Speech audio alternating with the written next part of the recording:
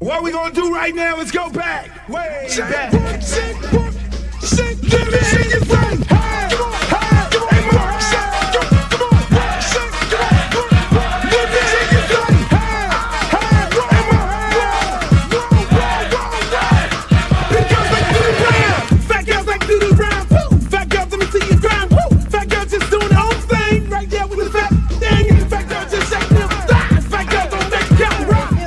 Baby. What's up? I thought you was gonna start hanging out with the big girls again. What is all this trash?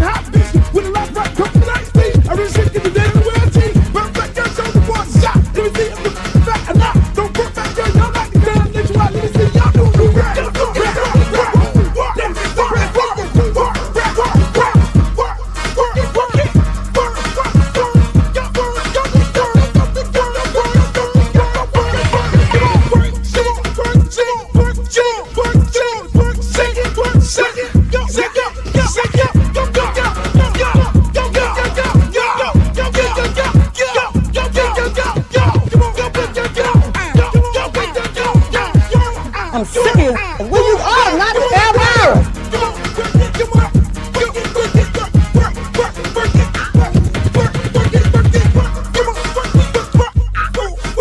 Oh, not the Britney Spears. Hey, how you doing?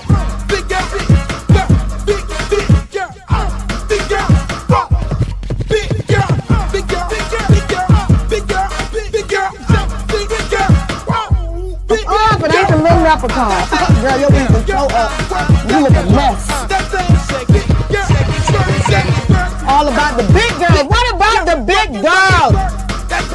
Big girl, work it, work it, work. Big girl, work it, work it, work. Big girl, you done suck all the fat off your ass.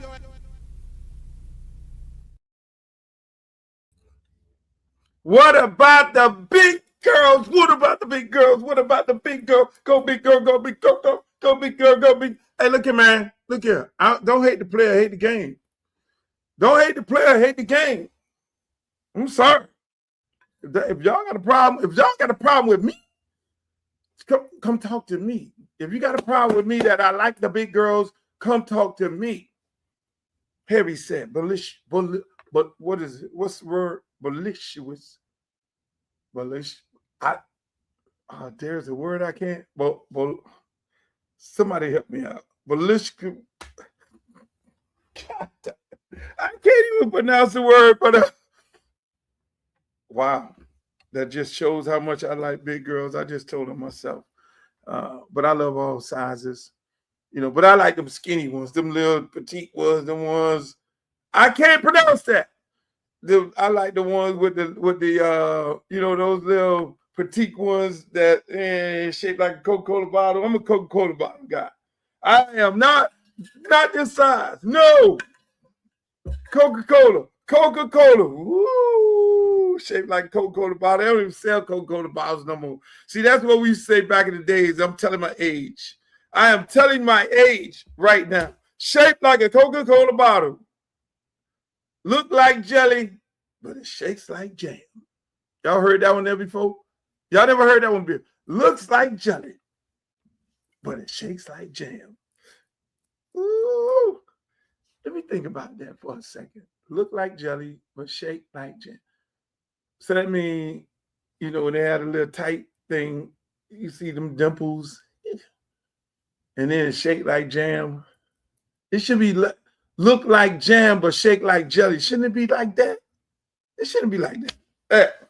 But I'll figure it out at some point within the show. Ladies and gentlemen, welcome to another edition of yours truly, Uncle Luke Podcast. I am happy that you all are here today. We are live in living color. I know y'all see the replays and people are like, look, we don't know when you're live and when you're not. Just look at the damn show.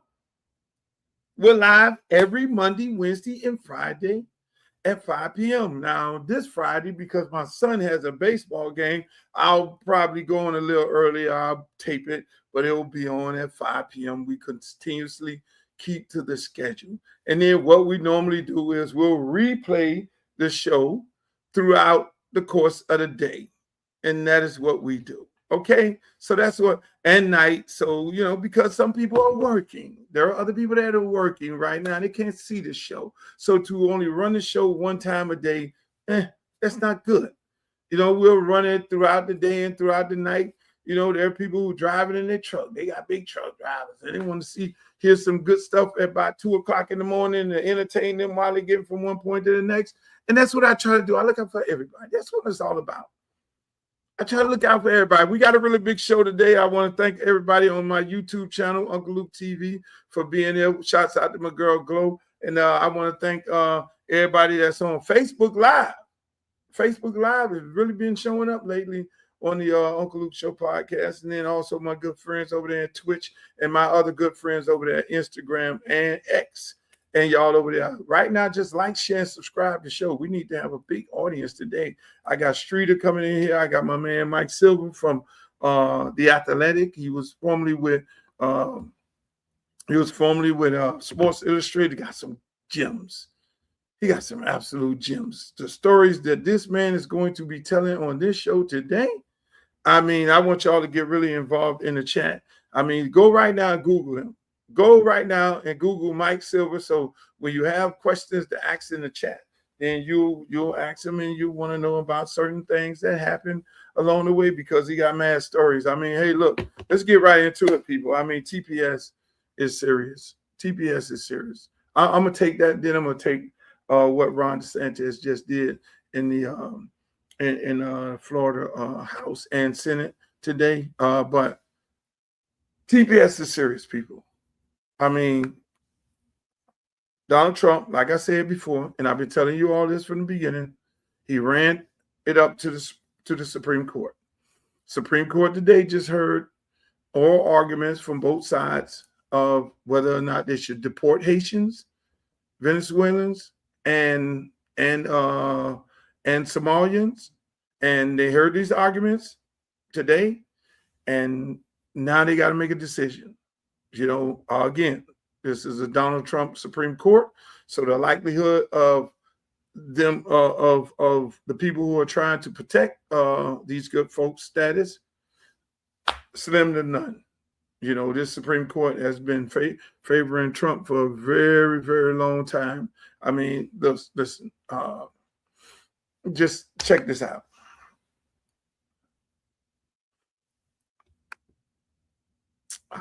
I can't get up. Breaking news from the Supreme Court, which was active this morning. The court has just struck down Louisiana's congressional map that includes 2 majority black districts, calling it an unconstitutional gerrymander.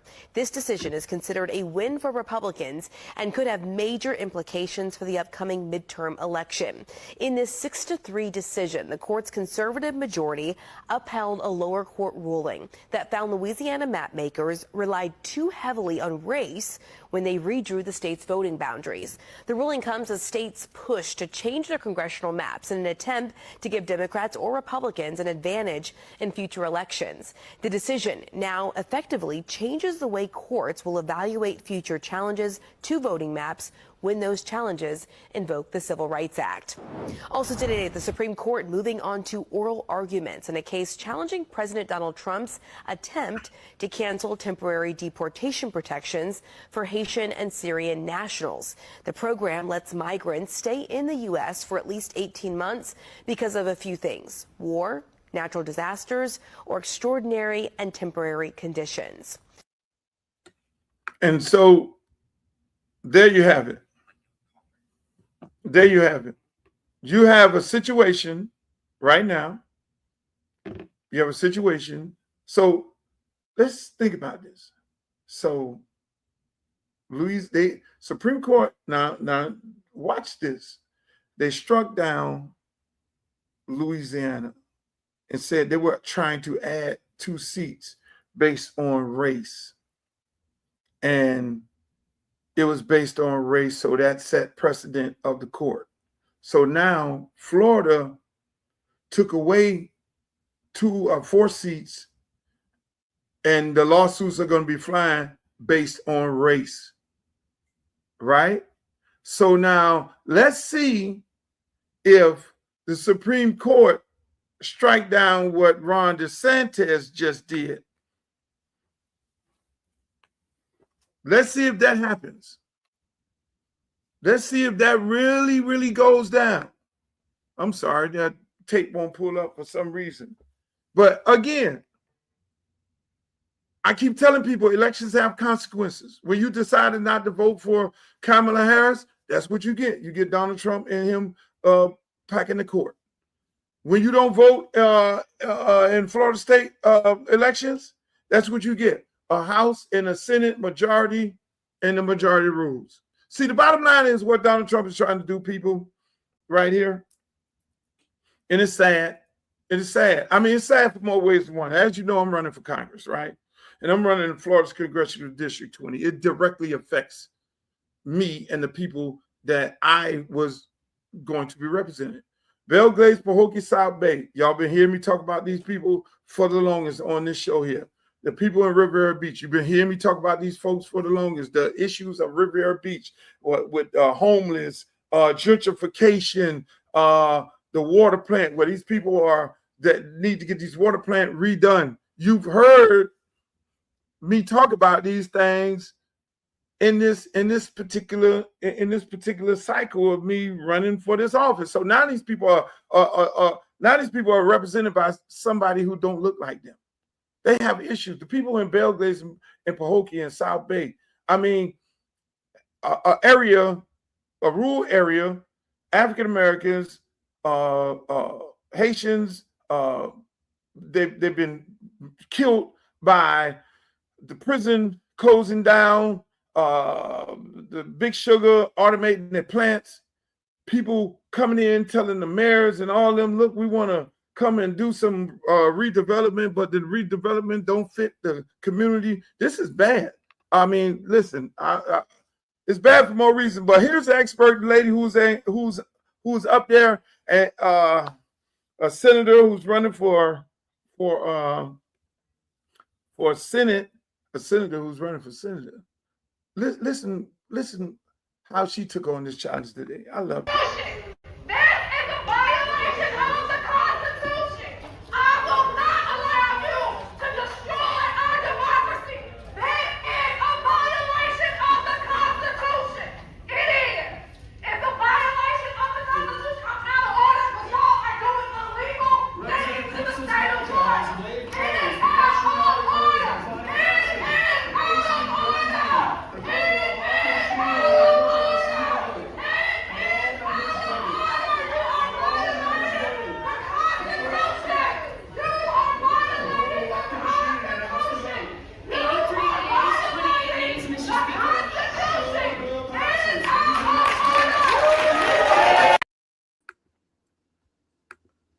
How you doing, young lady? I know you had a tough day today.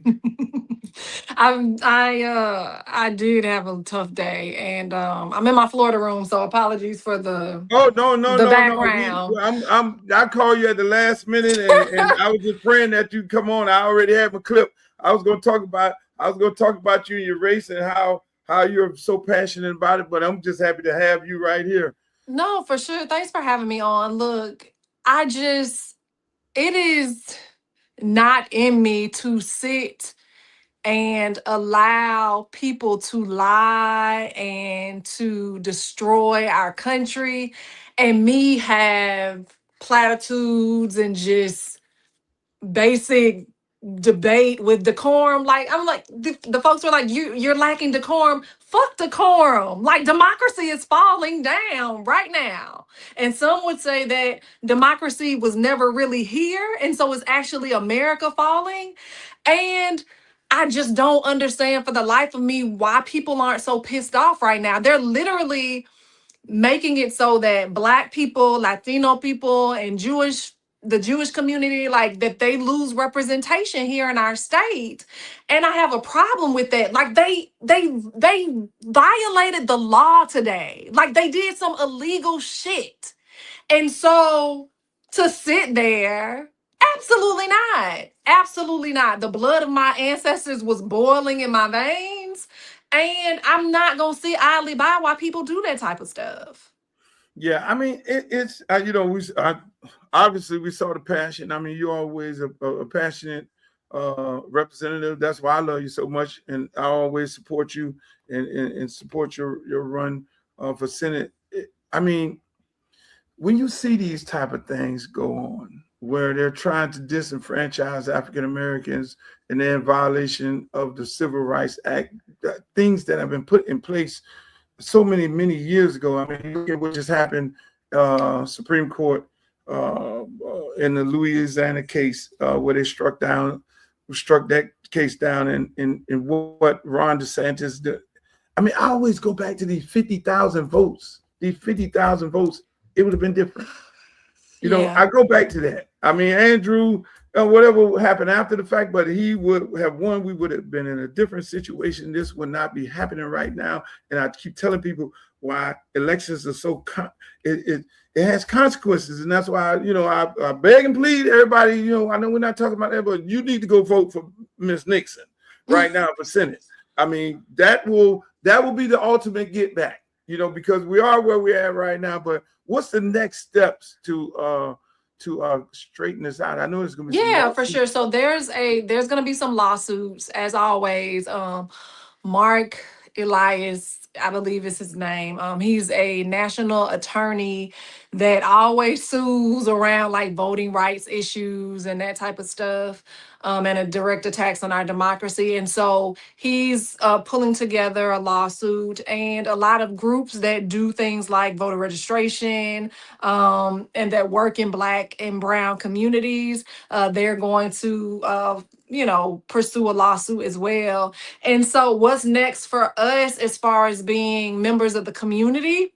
Y'all, we got to organize, right? Like we got to get people so freaking mad about not just what happened today, but the fact that they're spending nearly $2 billion a day on a war that we didn't ask for, when we need that money to make sure that we are expanding access to quality health care.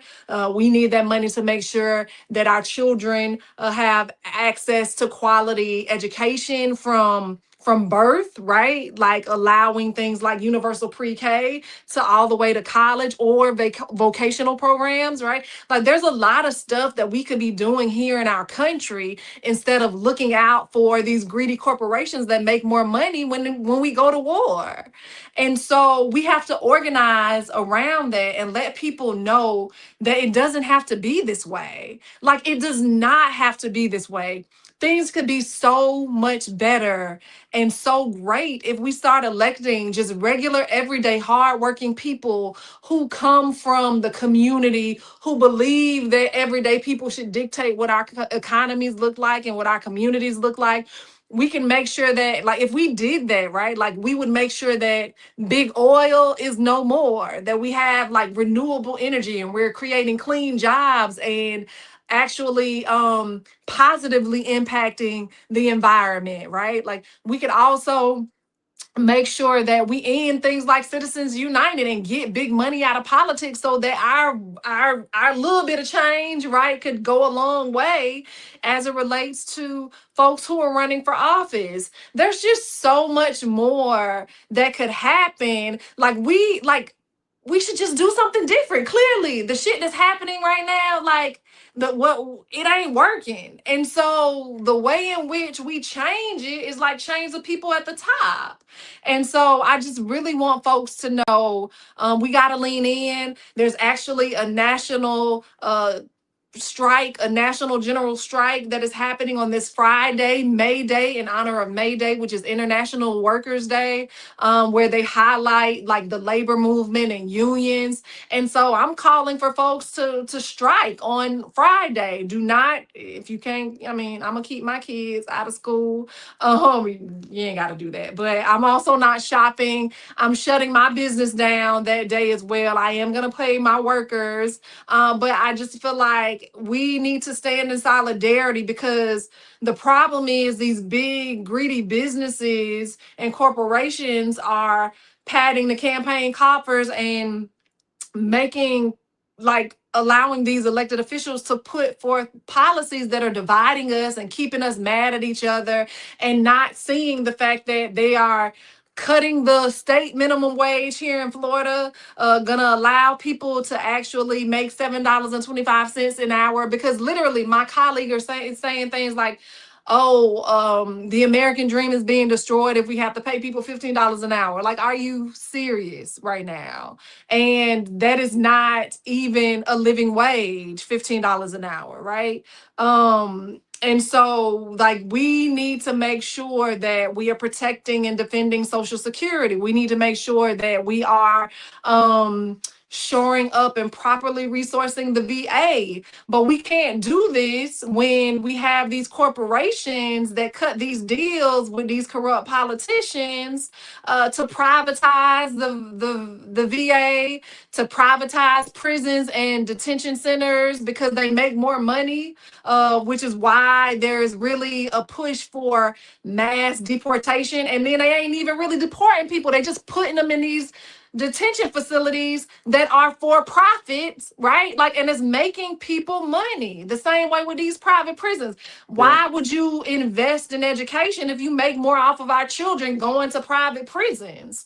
And so these are things that I am advocating against. And it's all on my platform, and we just we gotta do something different, y'all. Yeah, you're right about that. I have a young lady that's been friends of mine, but that's been a friend for many, many years. Her husband, her friend, I mean, they deported the husband. He's alligator Alcatraz. They took him to Texas. They brought him back. They took him to Texas. They dropped him off in Mexico, told him to get out the bus. He didn't get out the bus. Then they brought him back here. And it's like, he's a Haitian guy. And it's like, okay, well, why did he send him back to his own Haiti? And it was like, no, they don't send him back, just like you just said. That bed is worth about $250 a day. I'm like, oh shit! So they really got a hotel going on here. And yes, it's money. Privatizing, and the government and their comrades are making money off of people in these detention centers. They're not sending them where they say they're gonna send them in. No, just like you say, so it's amazing. It's a racket. Like, they're getting rich. Like Alligator Alley, the Everglades Detention Center, I know they want to call it Alligator Alcatraz, like $92 million on porta potties. Wow. I would have loved, like, that's a nice contract to have. $92 million for porta potties. We know them porta potties ain't cost that much money. Like, are you serious? $92 million they spent on that. Absolutely ridiculous. And then what we heard from the detainees that were there was that, like, stuff was overflowing. So clearly, like, somebody just got a lot of money and there's nothing to show for what we spend our money on. And that's taxpayer dollars. They spent over $500 million on this. And that money was supposed to go towards our communities in time of a natural disaster, not in time of an expensive political stunt, which is what Ron DeSantis did. Y'all, Yeah. we ain't mad. People ain't mad enough for me, Luke. They're not mad No, enough they for man, they me. just sitting there. Everybody worrying about what Megan Thee Stallion and Klay Thompson doing. They weren't. They're more outraged on Megan Thee Stallion or however you pronounce her name and Klay Thompson. And that's where we got to get people out of. We got to get people out of being upset about things that do not affect them, but get them upset about things that directly affect them. Yeah. You know, and that's the challenge. I want to thank you for coming on. Thank you for having me. Notice, For sure, you know, for sure. All you right, know, see you you're a friend later. of the show, and make sure everybody in the chat go vote for Miss Nixon. Go to her website. What's your website? AngieNixon.com. AngieNixon.com. No, I don't think that I'm related to that guy. So, you know. Okay. Thank you. I appreciate Bye. you. All right. Hey, man. Hey, look. That she showed out today. I got to show this clip before I bring on the next guest. She showed out today. This is what I'm talking about. That is a violation of the Constitution. She moved. Oh. Our democracy. That is a violation of the Constitution. It is. It's a violation of the Constitution. I'm out of order for y'all are doing illegal things to the state of Florida. It is out of order. It is out of order.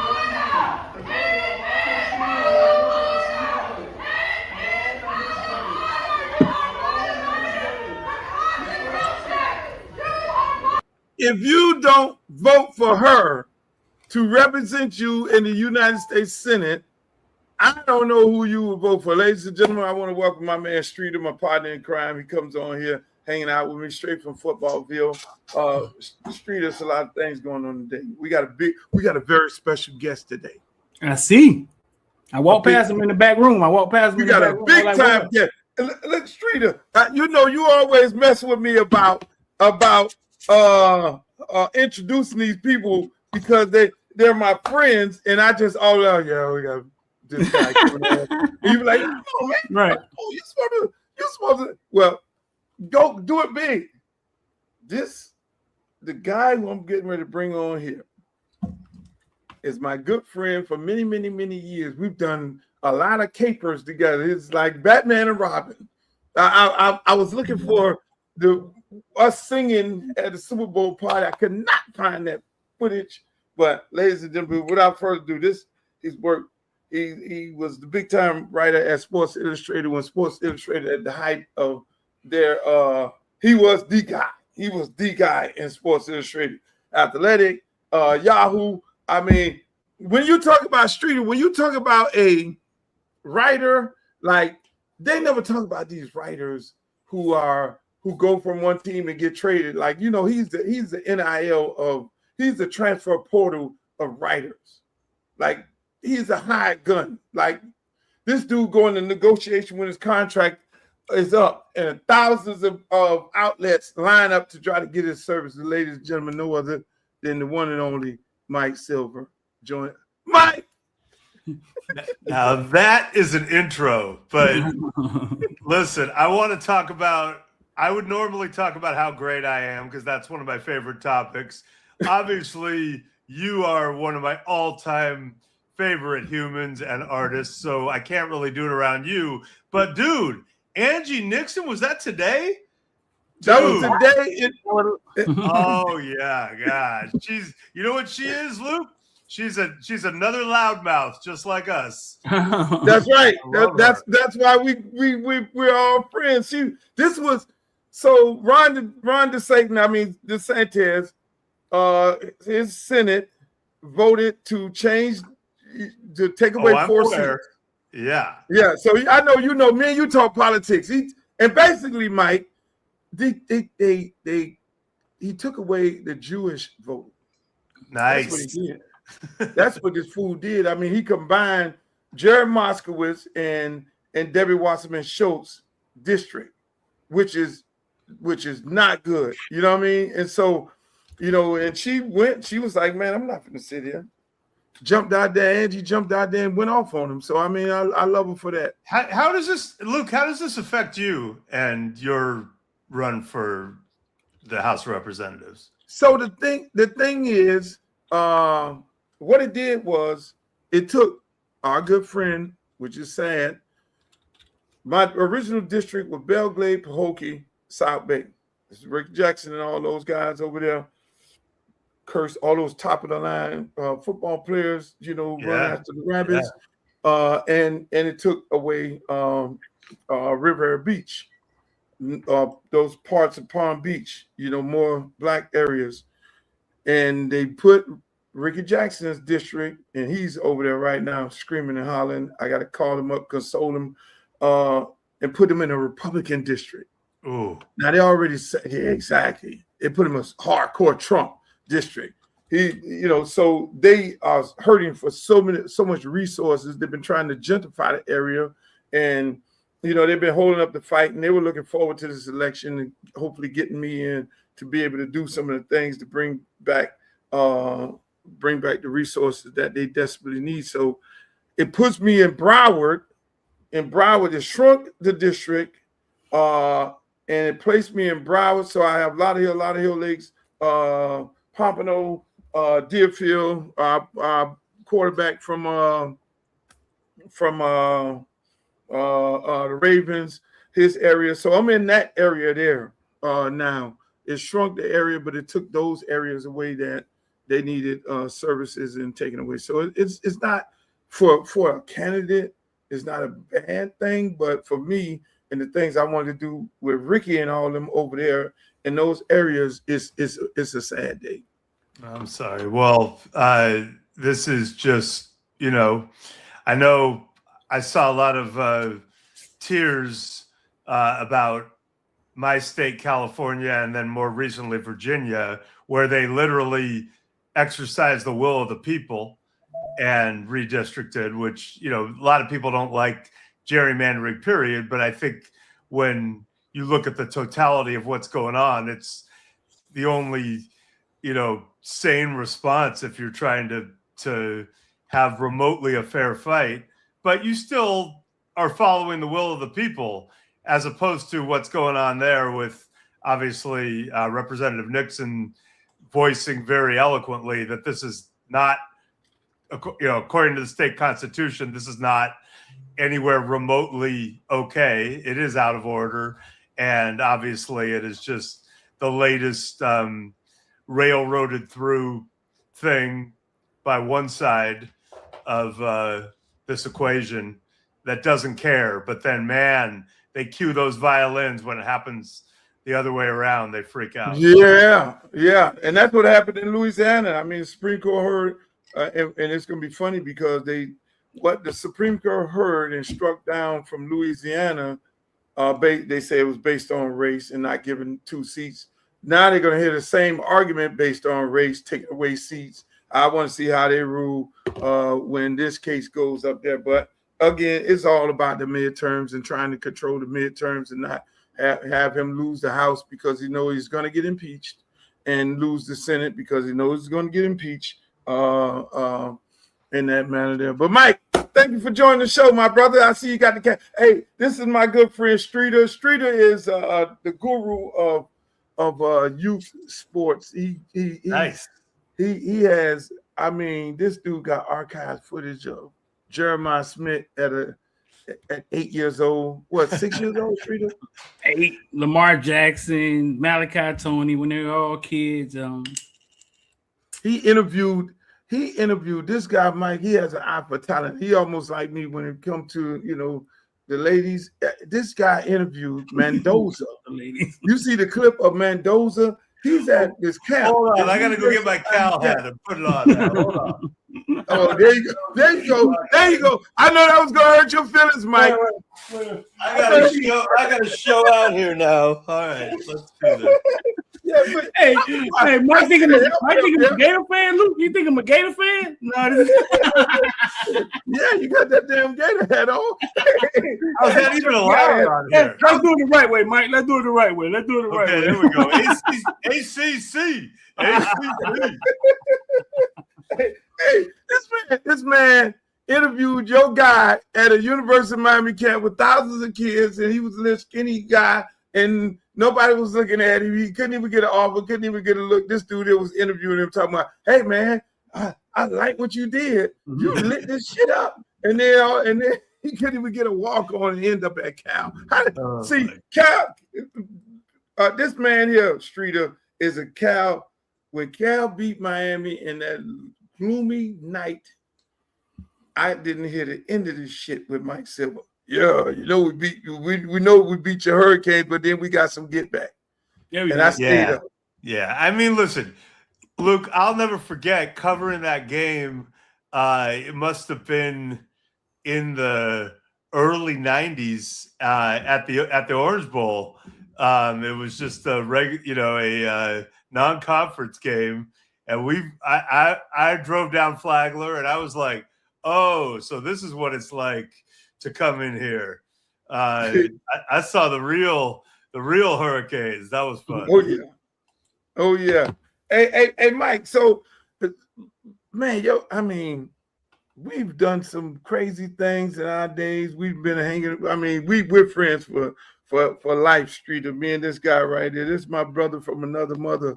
I mean, some of these stories. I mean, when you was at Sports Illustrated in the story and talk about the one with Edgerrin James, where you had to find him. That was your story when you put him on the cover, right? I'm trying to think which one was that when I spent the whole Memorial Day weekend with him and he tried to get me to go to Cancun and I had to disappear. That might have been that one. I just remember EJ, like, I mean, I didn't know how unbelievable he is. So, you know how Sports Illustrated had all the fact checkers, and I just remember EJ, like, he was like, you can say we're at a strip club. I'm like, oh, that's new, and then he was like, hey, listen, you can't say that I have a girlfriend, but you can't say that I don't. There are so many great Edgerrin James quotes that I over the years, and listen, all the Miami guys are good talkers, but one of my all-time favorites is, so I go down Memorial Day weekend and spend the whole weekend with him. It's like Samari Roll, the whole crew. And, EJ, he stays up all night, bowling, whatever, playing games, having fun. And also, by the way, for a, white dude from Northern California, Memorial Day in Miami that weekend was pretty damn good in the 2000s. Like, don't get me wrong. So what happened was he tried to get me to go to Cancun to extend the weekend. And I was like, yeah. I just got to go back to the room. And I just went straight to the airport and got out and flew to California. I was like, yes, I did a book with Dennis Rodman. Yes, I partied with Uncle Luke. But I got to pull the plug at some point. So I get home. So what had happened was there was a voluntary mini camp that was going on that same weekend, and it just became a thing. You have Bill Polian, who was kind of like the hard-ass general manager of the Colts, said publicly, he should have been here, which you're not even supposed to say. And then even Peyton Manning, if I recall, kind of said some stuff publicly. So my editor calls me up and he goes, okay, dude, this is a thing now. We're writing about him rolling with you that whole weekend, and he didn't go to minicamp. You got to hit him and get a quote from him. So I called EJ. He's probably still in Cancun. And I go, hey, listen, man, I got to put a quote in up high about you missing this minicamp. And he goes, man, I only went to college for 2.5 years, and even I know the meaning of the word voluntary. Exactly. Hey, boy, I mean, it's I mean, it's like your stories, it's not like a regular writer that writes the story. It's like a movie. It's like the way you write, when you read it, it's like you're really in it. You're like in the moment, like, okay, the dollars are flying and all these things. I mean, what made you take that approach in writing versus an approach of a traditional writer. I wouldn't call it no traditional That's writer. such a guy. That is such a great question because it's true, right? Like I was taught in high school, like don't be the story, be an impassive, detached observer, and I was like, man, I want to get in. And Hunter S. Thompson, Tom Wolfe, dudes were kind of doing that from the 60s and 70s, and I was like, a part of it is I'm just self-absorbed and arrogant.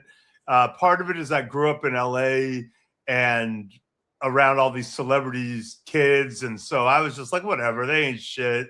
I'm important. And then part of it, honestly, the best thing that ever happened to me, and to turn it to real talk for a second, is LA had a mandatory court order to desegregate the schools that was in effect when I was growing up. And so going to public school, I had fully integrated schools from 7th grade on. And yeah, I had the best of both worlds. Mostly it was kids getting bussed in to our school. But I mean, what a gift to be able to grow up with Black people and Hispanic people. And, when you're a kid, that all the bigoted stereotypes are bullshit. When you're around all the people, like, I feel like, nah, that's just fucking bullshit. Like I see it every day. So not like I would have been inclined to believe that shit anyway, but like, when you're all commingling together that, that none of that shit is accurate. So, Right. And so like, honestly, when I got into sports writing, it was a lot of old white guys, a lot of white people who just didn't seem comfortable talking to brothers in the locker room. And I was like way more comfortable. And, and then fast forward to my self-importance or my arrogance. And I got to Sports Illustrated. I'm like, well, I want to meet my heroes. So next thing you know, I'm doing a story on sports, hip hop, and rock and roll. And I'm like, I'm fucking calling Luther Campbell and I'm getting his number.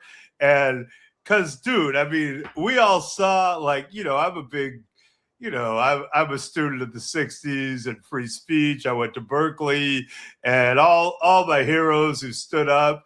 And, the stories about you, first of all, just the songs were unbelievable. Like, I think a lot of people didn't get it at first. And like a lot of my friends didn't understand rap anyway. But I was like, oh, this is what we're doing now. This, like, it was rock star behavior, I'm gonna Right. go and then, the stories of you getting, arrested on stage and then, recording Fuck Martinez as you got bailed out. I mean, those like, so I was like, this guy's one of my heroes, but also I knew how embedded in the sports world you'd become. And the NCAA was so full of hypocrisy. And I think when I finally was like, I have to meet this guy was when there was going to be a quarterback competition in Miami. And one of the dudes was Black. I think it was it Ryan Collins was his Ryan name? Collins, yeah.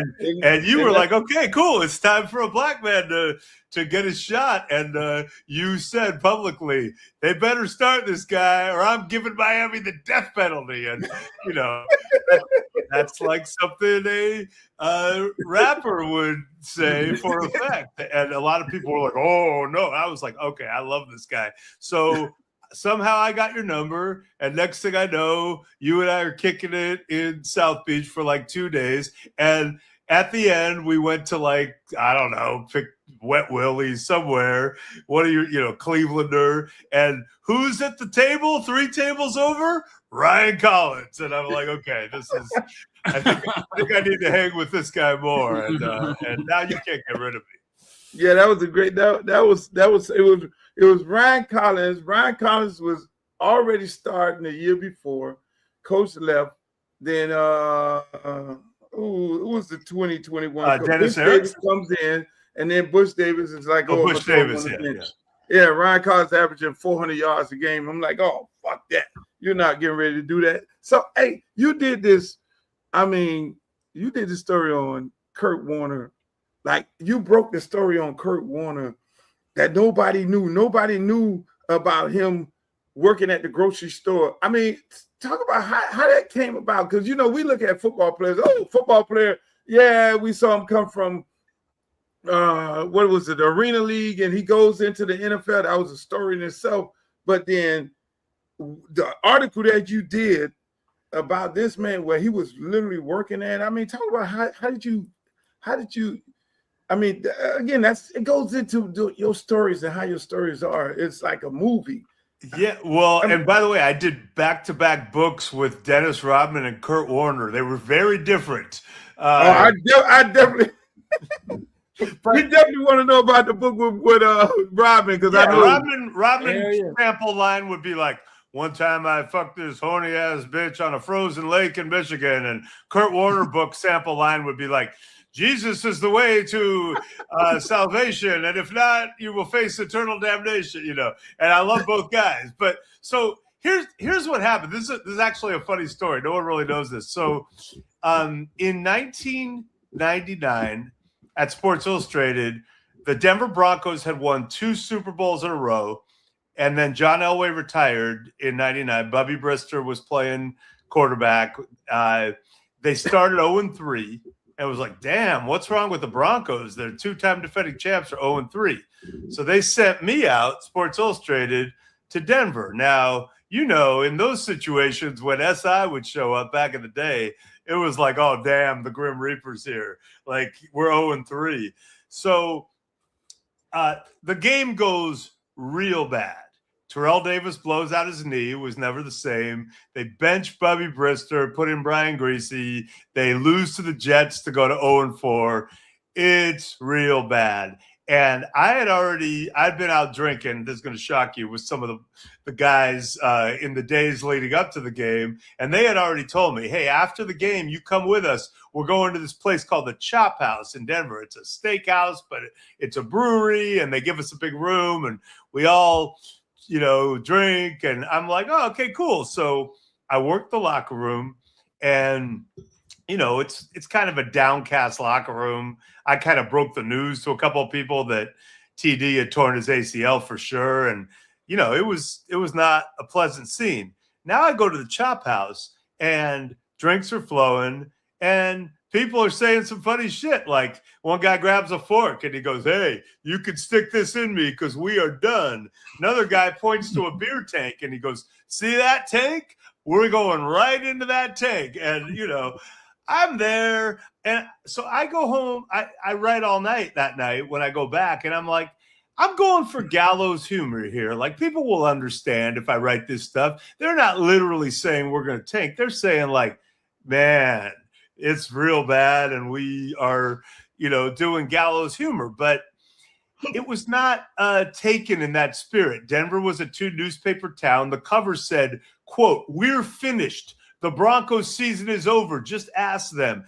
And Adam Schefter was calling the Chop House. He was a Denver reporter at the time, trying to find out which players were there. There were like 20 dudes there. And it became this like major saga. And I was like, oh my God. So the next week, Kurt Warner had started hot out of nowhere. And SI sent me to St. Louis, and I called the PR guy, and he was like, "Hey, you're not going to love this guy, Kurt Warner. He's not your kind of guy. He doesn't really hang out. He just does boring stuff with his family." I go, like what? He goes, like, go to church. I go, that's perfect for me. I need something like that right now. Like, I need Jesus. The opposite. And I ended up going to church with Kurt and Brenda and, Zach and Jesse, who were little.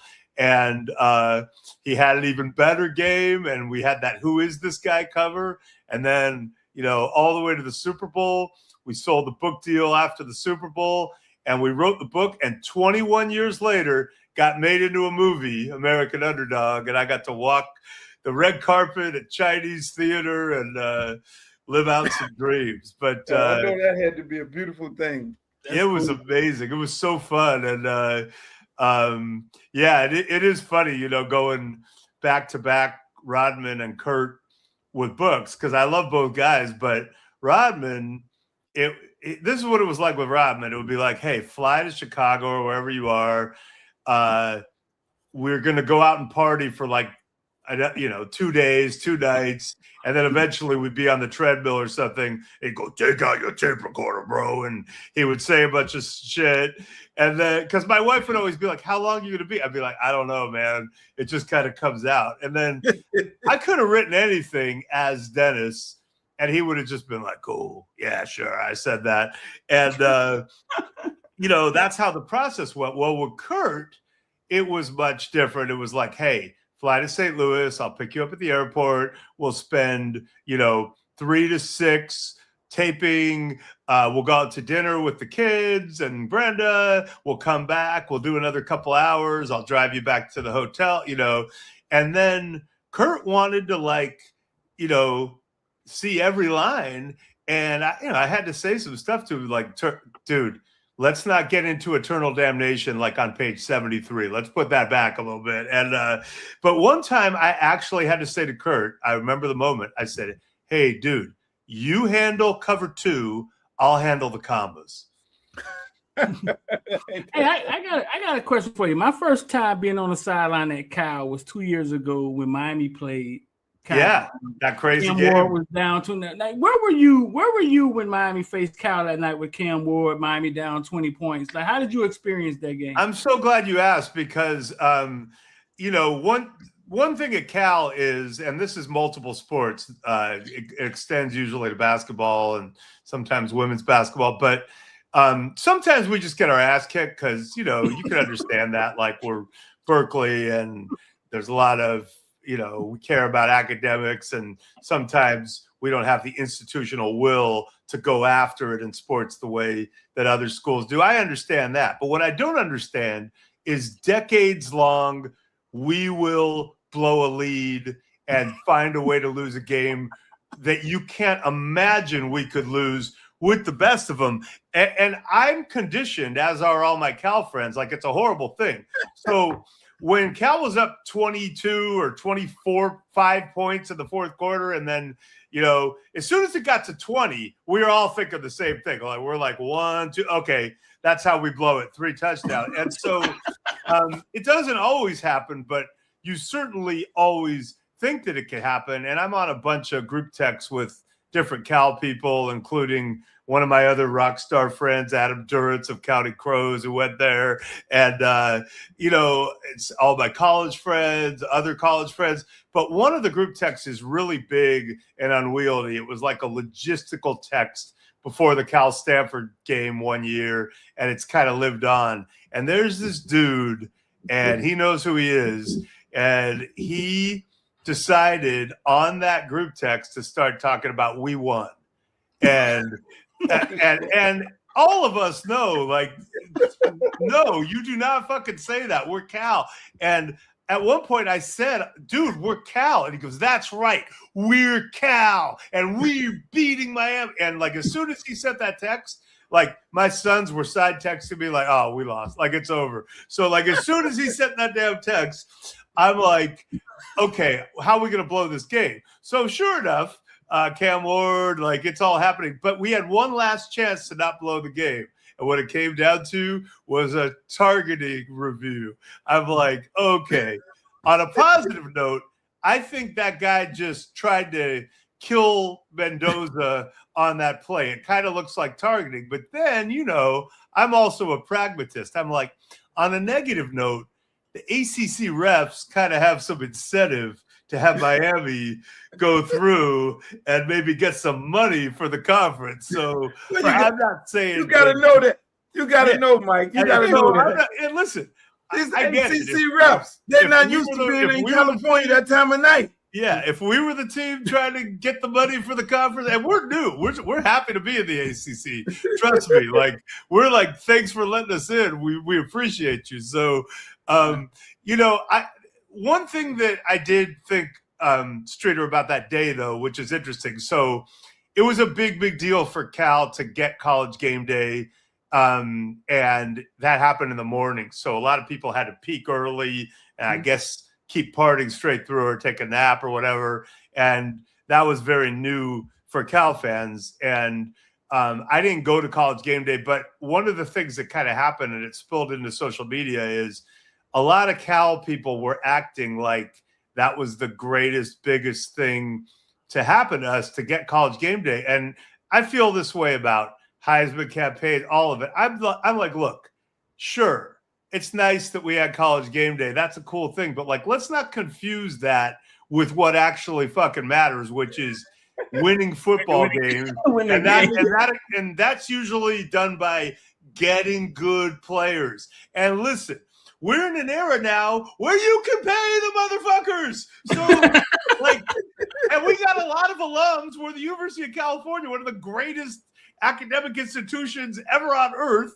And we, you know, like a lot of people go out and ball and make money. So like now I'm like, look, we don't even have to cheat. We can just go pay dudes. So you'll be happy to know, Luke, that we went out and hired Tosh Lupoy, who he was one of the great recruiters in America already. He played at Cal. He had a class at Cal that was like Shaq Thompson, Eric Armstead, Stephon Diggs. You can look it up. They all committed. And then Washington stole Tosh. They all decommitted. And then we've never been the same since. He's a Bear. He knows how to get dudes. And now we got money coming in. So all I can say is we finally got a chance to step up and play with the big boys. And whether or not we get College Game Day or any of that bullshit, I think we're finally got a chance to come up and try to do it the real way by paying the kids who worked so hard for our pleasure. I was there again. I was there early at game day that morning. And when me and my girl Steph got to the game that night, we got to the game and we were tired. And the game hadn't even started yet. And then it hit me. I was like, holy shit, we in trouble, Luke. Because if we're tired, the players are tired. We wasn't like I was like, holy crap. That's probably a lot of those players' first time going to Cal. And that guy that actually hit the quarterback in Wesley Saint was one of the guys I covered since he was 9 years old. Oh wow. Yeah. Well, yeah. I'm glad to live to fight another day. I wish we gotten the call. But it's funny. Like, you know what's funny is like Cal fans try to navigate the ACC shit because Stanford came with us. We obviously hate them, but we don't have the teams we really hate, like SC, you know, and UCLA and Oregon. Like, we want to beat their ass, but they're not there. So we're always like, all right, man, let's go beat Boston College, you know, like, damn it, you know. So like, the only teams we've mustered any negativity towards, and it's, you know, like Clemson and Florida State fought to keep us out, right? Clemson, Florida State? Yeah, Clemson and Florida State tried to keep us out. So we're like, we don't like that. And then North Carolina voted against us, which was like, really? North Carolina? Like University of North Carolina? So we could kind of get it for North Carolina a little, Clemson and Florida State, but like, we can't really like get mad at anybody like, oh man, we got to beat Louisville. To hell with them. You know, Wake Forest, we're going to put it on you. We're just kind of like, wait, where's Wake Forest again? What? Oh, Chris Paul went there. Yeah, like, okay, Tim Duncan. Like, we don't really know. So we're just happy to be in a conference. It's our games are on TV now. Like, it's better than Pac-12 network bullshit. But yeah, I think in football we finally got a chance though. Keep an eye. We got this guy who replaced Mendoza, was a true freshman lefty quarterback from Hawaii, so he'll be a sophomore this year. Jaron Kiave Sangapolatele. Dude, he's nice. Unfortunately, last year our receivers were like me, Jeff Darlington, and like Dan Lebitard. So it didn't look too good, but like we got some guys this year. Hey, you actually got my running back who I coached last year. In high school. Yeah. Let me ask you. You did, me and you.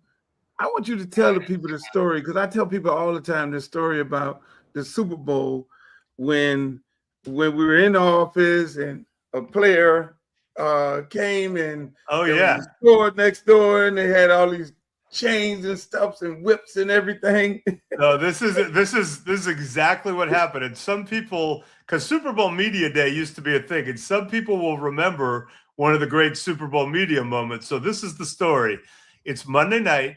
the night before media day. It's the Miami Super Bowl, the same one where Eugene Robinson took a little trip down Biscayne Boulevard 6 nights later or 5 nights later on Saturday night before the game. But on Monday night, I just went and had dinner with Ray Buchanan of the Atlanta Falcons. Now, Ray Buchanan was a great dude, really good player, had been with the Colts, and I knew him really well. And I remember, for background, the game before the Super Bowl, I went out with Ray the day before they played the Randy Moss Minnesota Vikings, that great team in the NFC Championship game. I went out in Minneapolis with Ray, and we're talking about, could the Falcons pull the upset? But we also understood that there had never been a black coach of the Super Bowl, and that if the Vikings won, Danny Green was going to be the coach of the Super Bowl. And this is in early 1999, and Ray Buchanan says, man, he goes, but I'll tell you, if we get a black coach of the Super Bowl, he goes, for black people, that'd be the biggest thing since the OJ verdict. And, I mean, you cannot get better quotes than that unless you're Andrew Gabe. So Ray and I go out on Monday night and we go to dinner in South Beach. And, I'm telling him that you and I are friends, and that's back when you had the old office on 12th, right? Yeah, 12th. Yeah.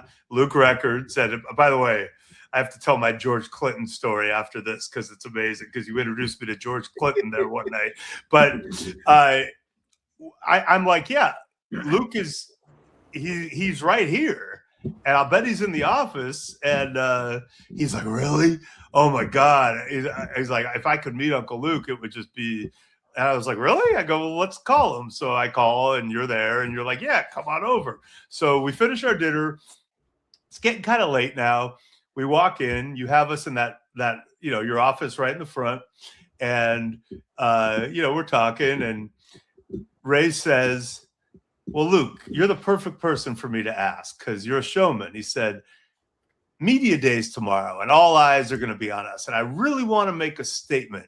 I really want to do something that gets attention. And I've been thinking, we're the underdogs. So I was thinking maybe I should wear a dog collar. And Luke's like, that's a good idea. I like it. And you guys are kind of riffing on it. And then he goes, it's almost midnight now. And he goes, only problem is it's like 11:50 p.m. Where the hell am I going to find a dog collar? And you and I look at each other and start laughing because it's South Beach. So you send me out to go find the dog collar. You and Ray are kicking it. The first place I go to on Collins, I'm like, hey, you guys have any dog collars? They're like, nah, well, we only got one, but it's got rhinestones on it. I'm like, that'll be perfect. So now we go to the club and Sap shows up. It's a typical old night with Luke. We go to the club, Sap comes, all these people are there. I'm holding the damn collar somehow, let the nerdy Jewish guy, make him hold the damn collar, and everybody's partying. I'm holding the collar. Well, I got so drunk that I had to Irish goodbye. I was like, I know it sounds like I always do because of the Cancun thing, but this was one of I'll usually hang till the end, but I couldn't do it. So the last thing I remember is handing Ray the collar and running outside and finding a cab. And I woke up, and it's the only time I ever missed media day. I overslept. I was so hungover. My head was pounding.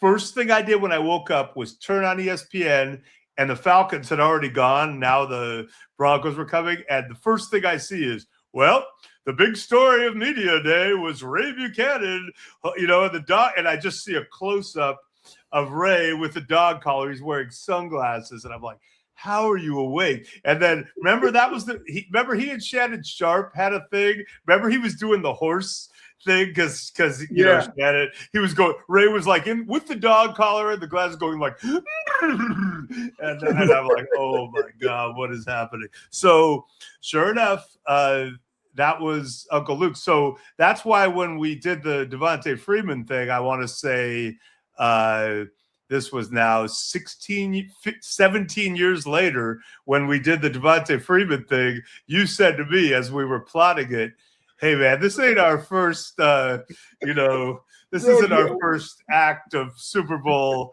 planning and exhibitionism. Like they don't know who they're messing with, and then we engineered that whole thing. That was, hey, Streeter, that was the Mike broke the story where it was Devontae Freeman is going to ask for a new contract next year. And the people lost their mind. We already knew everybody was going to, he needs to be focused on the game. He needs to be focused on the game. It was like, Freeman, stay focused on the game. Marshall Falk and all the rest of these people, they're going to ask you questions about how you focus on the game, but you make sure you start talking about Belichick and his offense and his defense and everything and what y'all going to do and everything. I said, now it's going to be a lot of pressure on your ass because they're going to be looking, all eyes going to be on you whether or not you can perform. Freeman goes out there and goes off. 7 carries for 70 yards, and then they pulled him out. Well, so when you and I were trying to figure out how, you're like, you got him on the phone for me, but then you're like, when should it drop? And we decided, well, the perfect time to drop it's like 2 hours before media night starts, So like, sure enough, bam, NFL.com, Devontae Freeman wants to get paid. And everyone's like, all the reporters are reading it on their way into the media night. And it's a total thing. So I just remember, at the time your wife was his agent and I had a big Super Bowl party that year in Houston that I think was Wednesday night, might have been Tuesday night, but it was after all this stuff had happened. And at the party, she showed up, and then so did Thomas Dimitroff, the general manager of the Falcons, who was not happy with the timing of that story. And they both kind of got up, and I brought them both into the VIP, and they were both kind of standing there awkwardly with me. And I was like, all right, I'm going to leave you two to have this combo. And I got drunk with Josh Norman or something. I don't know. But it was, they didn't know that we, you and I like to mess around, but it was just classic. That was classic. It was, the dog collar though. That was one of our all-time. Yeah, that was the top one. Let me ask you. So you've had some run-ins with some quarterbacks in your days where you were their friends and you wasn't their friends. I mean, give us a story about. I want you to. I don't want to say which one, but give us a story about one of the quarterbacks that you had major problems with, and they were not you having a problem with them, but them having a problem with you, based on something you wrote. All right, I'm going to tell you what might have been the biggest disappointment of my journalistic career, and you're going to understand why in a second. So I mentioned that I did that sports, hip hop, rock and roll story in 1999 for SI, and it was all about the intersection between the two. Luke was very much in it. I talked to Ice Cube, Bob Weir, the Grateful Dead. I mean, it was amazing. And I worked on it for a long time. And one of the things that happened while I was reporting that was somehow Ziggy Marley had some sports tie-in, and I knew that his brother obviously, had played at it was around. I don't remember the exact time. Go ahead, Marley. He and Lauryn Hill were together, and he played for the Hurricanes, and so somehow I was going to get with Ziggy for this story, and it was in the spring, and I had it all set up with his people, and either he or they said, "Listen, why don't you fly to Kingston? We'll pick you up at the airport, and we will take you to the Marley family estate for 2 days." Now, okay, that is, come on. I mean, that's I can die happy after that. So I got my passport. I'm all getting ready to go. SI calls. They're like, hey, you can't go. We need you to fly to Texas. We need you to do a big cover story on Troy Aikman off of minicamp. And I'm like, what? They're like, no, it has to be. We need it on the cover. He just had this superficial skin cancer scare. There's a new coach now, Chan Gailey. We need to have Troy, and I'm devastated. So I go to Texas, and Troy and I had a weird relationship because I was very tight with Barry Switzer, who just left as the head coach, and he and Barry had gotten crossed up. And listen, Troy's an incredible player. I have so much respect for him. He and I are cool. We've definitely had our moments, including in recent years, but like, come on, man, that's one of the great players I've ever covered. And he's a great broadcaster, and he's, I respect the hell out of him. But here we go. I'm interviewing Troy. It went pretty well. We didn't go out or anything. I just talked with him in the facility. And then the next morning before I left, Switzer was still in town, and that was kind of my boy, and we used to party. So I went to breakfast with Switzer, and we're talking. And at one point, I told him I talked to Troy, and I said, it was kind of cool. He said on the record, listen, when I look back at the stuff with Barry, I probably was too hard on him. I need to, own some of it, and blah, blah, blah. And I told Barry the quote, and Barry said, good for Troy. He should take accountability, and I think Barry didn't mean it harsh, but in print it read kind of like, yeah, good for Troy. He should take accountability. So from then on, everything went terrible. A, it didn't make the cover. It got kicked off for some bullshit, which is the worst feeling.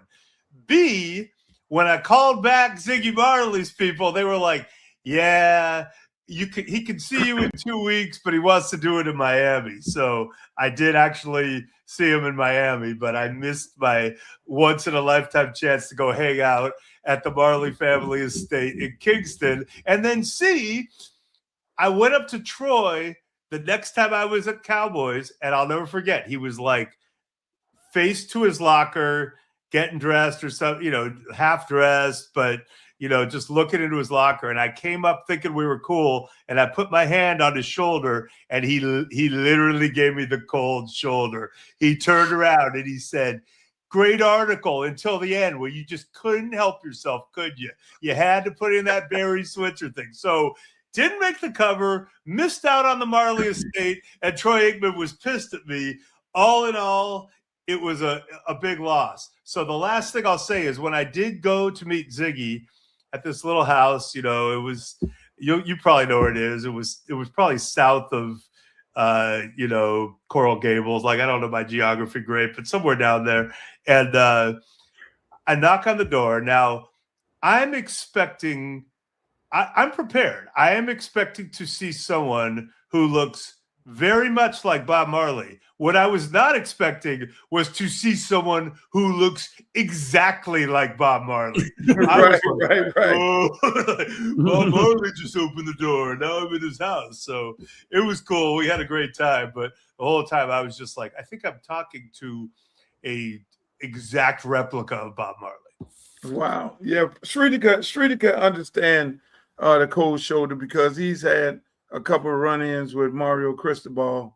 Oh, and he's been getting the cold shoulder ever since. Well, Mario Cristobal's big, man. Streeter looks like he can handle himself okay, but like Mario's throwing a lot of weight around, and I'm not going to stereotype, but he might have that meathead offensive line kind of vibe about him. So yeah, I could see that turning chippy. But I'm looking at Streeter. I don't know how tall you are, but looking at your like self-confidence and your cool beard and your shades and your like just general like kind of unstressed vibe, I'm guessing Streeter is not someone that I or anyone I know would want to get crossed up with either. Is that fair? On that note, I think Streeter's frozen. Streeter's looking at me too. Like Streeter's doing what all people who are tough do. They don't say shit. They just chill out and look cool. And that's idiots like me who talk too much. We're not fighters. Yeah, Streeter's suffering some technical difficulties. I drove him out. Yeah, he'll be back. Hey, man, you've had a hell of a career. When I mean, Yahoo. Now you're at the Athletic right now. When you look at and you've seen the league transition. When you look at it right now, and you've seen. I mean, you San Francisco guy, so you were right there with the Colin Kaepernick thing, right? Yeah. Ground zero. How do you compare the Colin Kaepernick situation to the Dion Prime Shador situation? And you were there when Prime was in San Francisco. Yeah. And I'm pretty sure you covered him. I mean, when you look at those two comparisons, you look at his son gets snubbed, him being the person that he is, and we all know the commentator, the water on the commentator. And then you look at the draft right now and see people who doesn't even compare to, don't even have the numbers nowhere near his son. And you look at the NFL, trying to make this transition from the Kaepernick thing to, okay, we're trying to clean up this, and then now you go into the Shador thing.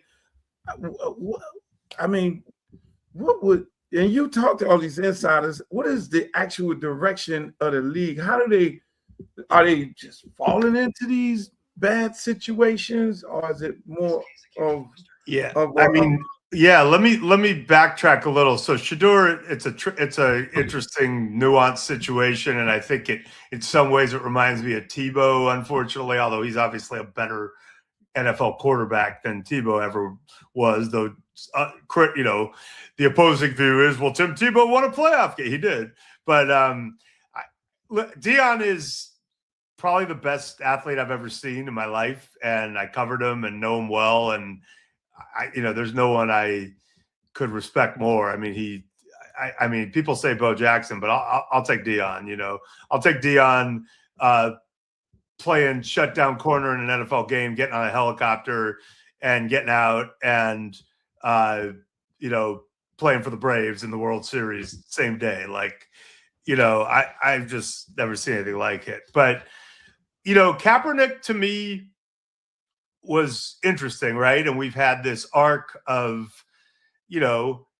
athletes who didn't want to say anything for all in the 90s, and after the Bill Russells and the Kareems and Jim Browns who were activists, and then you got to Kaepernick, and that was, in fairness to Kaepernick, a long bad stretch of incidents where people of color died in situations with law enforcement that seemed unfathomably horrible. And obviously that continued. And now that we have more stuff on video, a lot of what real life has been, I would imagine, in Black communities and impoverished communities. And look, I grew up around cops a lot. My parents, who are labor lawyers, union side labor lawyers, but represented a lot of police associations. And I'm definitely not one of those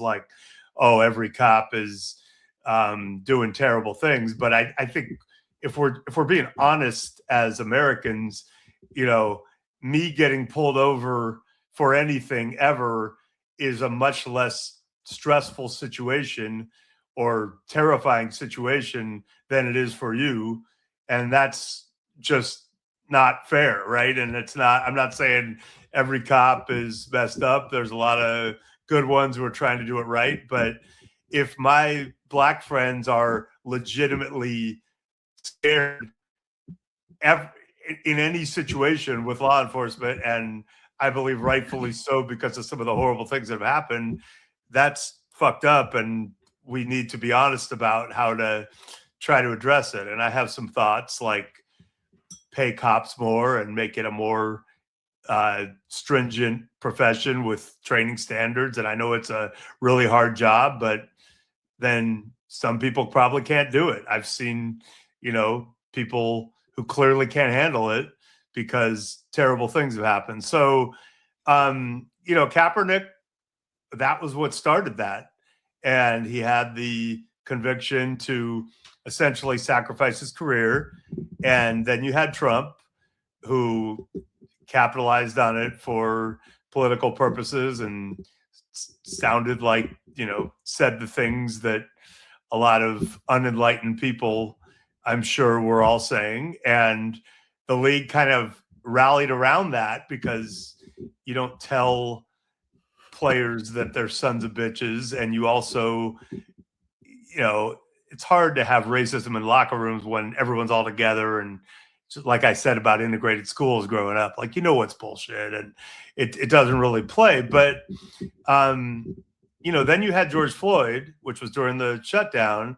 And I really thought we made some incredible progress as a NFL community that was really touching to me. In other words, in the wake of George Floyd, which was, right in front of everyone's face, we were all doing these Zooms. And I know I was at NFL Network with my company, but all the companies, including NFL teams, were having these Zooms. And, I think white players, for the first time, they might have been friends with their black teammates, and they might have heard them say kind of like, yeah, we went through some shit, or we've had some stuff. But like, now they were really like, oh my God, like, tell us what. And then they would go, yeah, like, this happened to me, or this happened to my brother, or this happened to my friend. And they were like very sincerely kind of like, oh my God, like, this is heavy shit. And how do we all confront this together as teammates? And I know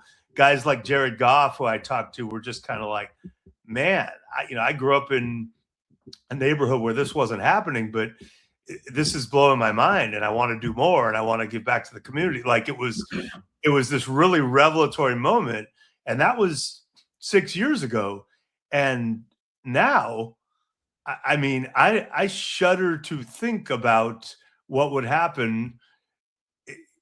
If there was another George Floyd thing, and, you could argue that Renee Good or Alex Preti was similar, except they're white, right? Which should trigger other people too. But like, if another George Floyd thing happened on camera now, would it still be like that in NFL locker rooms? Or are people so now all in on this, openly, I mean, you know what it is. I mean, Yeah. Openly saying things that any reasonable person from my time on earth would say are bigoted and racist. And people, media companies, law firms, universities, preemptively basically giving payoffs back to the people fueling this institutionally, as if that's going to somehow save them from, all of this. I mean, it doesn't seem to me like we are in an environment where any of that would play out the same way. And so, it's weird. It was always a rule to not, even going back to the Olympics, to not mix politics with sports. And I think it all moved into it, just like I say with the George Floyd situation, and in the handling of it. Let me ask you one of my more lighter question is what's the NFL narrative now? Is it drafting? Is it drafting for hype? Are they drafting players? Because it kind of looks like there are certain teams that understand how to draft. And then you have teams that have not won a playoff game in 25 years. You have teams that have not won in God knows how long. But then you have Andy Reid over there. It's always somewhere by the money. You know what I'm saying? You have Eagles. I love their head coach. I love Howie and all these guys over there. Ravens do it right. Yeah. It seems like these teams do it right, but then there are other teams who just don't know what the hell they're doing. Well, I think the first thing is having a certainty about who you are, right? Like, a lot of people will say, well, we draft best player available, not for need. but then they'll freak out and draft for need sometimes, or they'll say we care more about the college tape than we do the measurables, but they'll contradict that. We don't believe in taking big chances with trades, but then they will. Like, if you know who you are and kind of what you stand for and you have stability, I think that kind of steadies you in these on the clock moments where you have to kind of decide these things on the fly. And then the other thing that, there's this groupthink, and now it's really in my industry, there's this whole cottage industry of draft prognosticators and, predicting who's going to get selected, rating players, breaking it all down. And you get this consensus like, well, these are the best 5 receivers. And, and I think if you are an evaluator and you have a team of talent evaluators and coaches, and you go through your evaluations and you see it differently, have conviction in that, because, I think the teams that don't do groupthink and take swings, sometimes it doesn't work out, but you got to have the balls to do that. Like Denny Green was like that, and Bill Walsh. Bill Walsh was like, I'm going to trade up and take this Mississippi Valley State wide receiver who ran slow at the combine because I think he's going to change the game. And it was Jerry Rice, So Denny Green was like, yeah, I know. Everyone thinks that this guy shouldn't really be a first rounder, but I'm taking him. Or Randy Moss has too much baggage. No, not for me. And so I always admire the people who just are willing to see it the way they see it. And look, if the people turn out to suck, you're going to take that heat. But the name of the game is to win. And so go with your conviction. And I do think in recent years it's been more what's their actual production versus the measurables. But, dude, it all gets overthought. My favorite is loves football. Because that's been kind of flipped on its head with what's happened at college, right? Used to be like, ooh, he transferred. What's wrong with him? Is he not committed? Now it's like, yeah, he went to 3 schools. He got paid.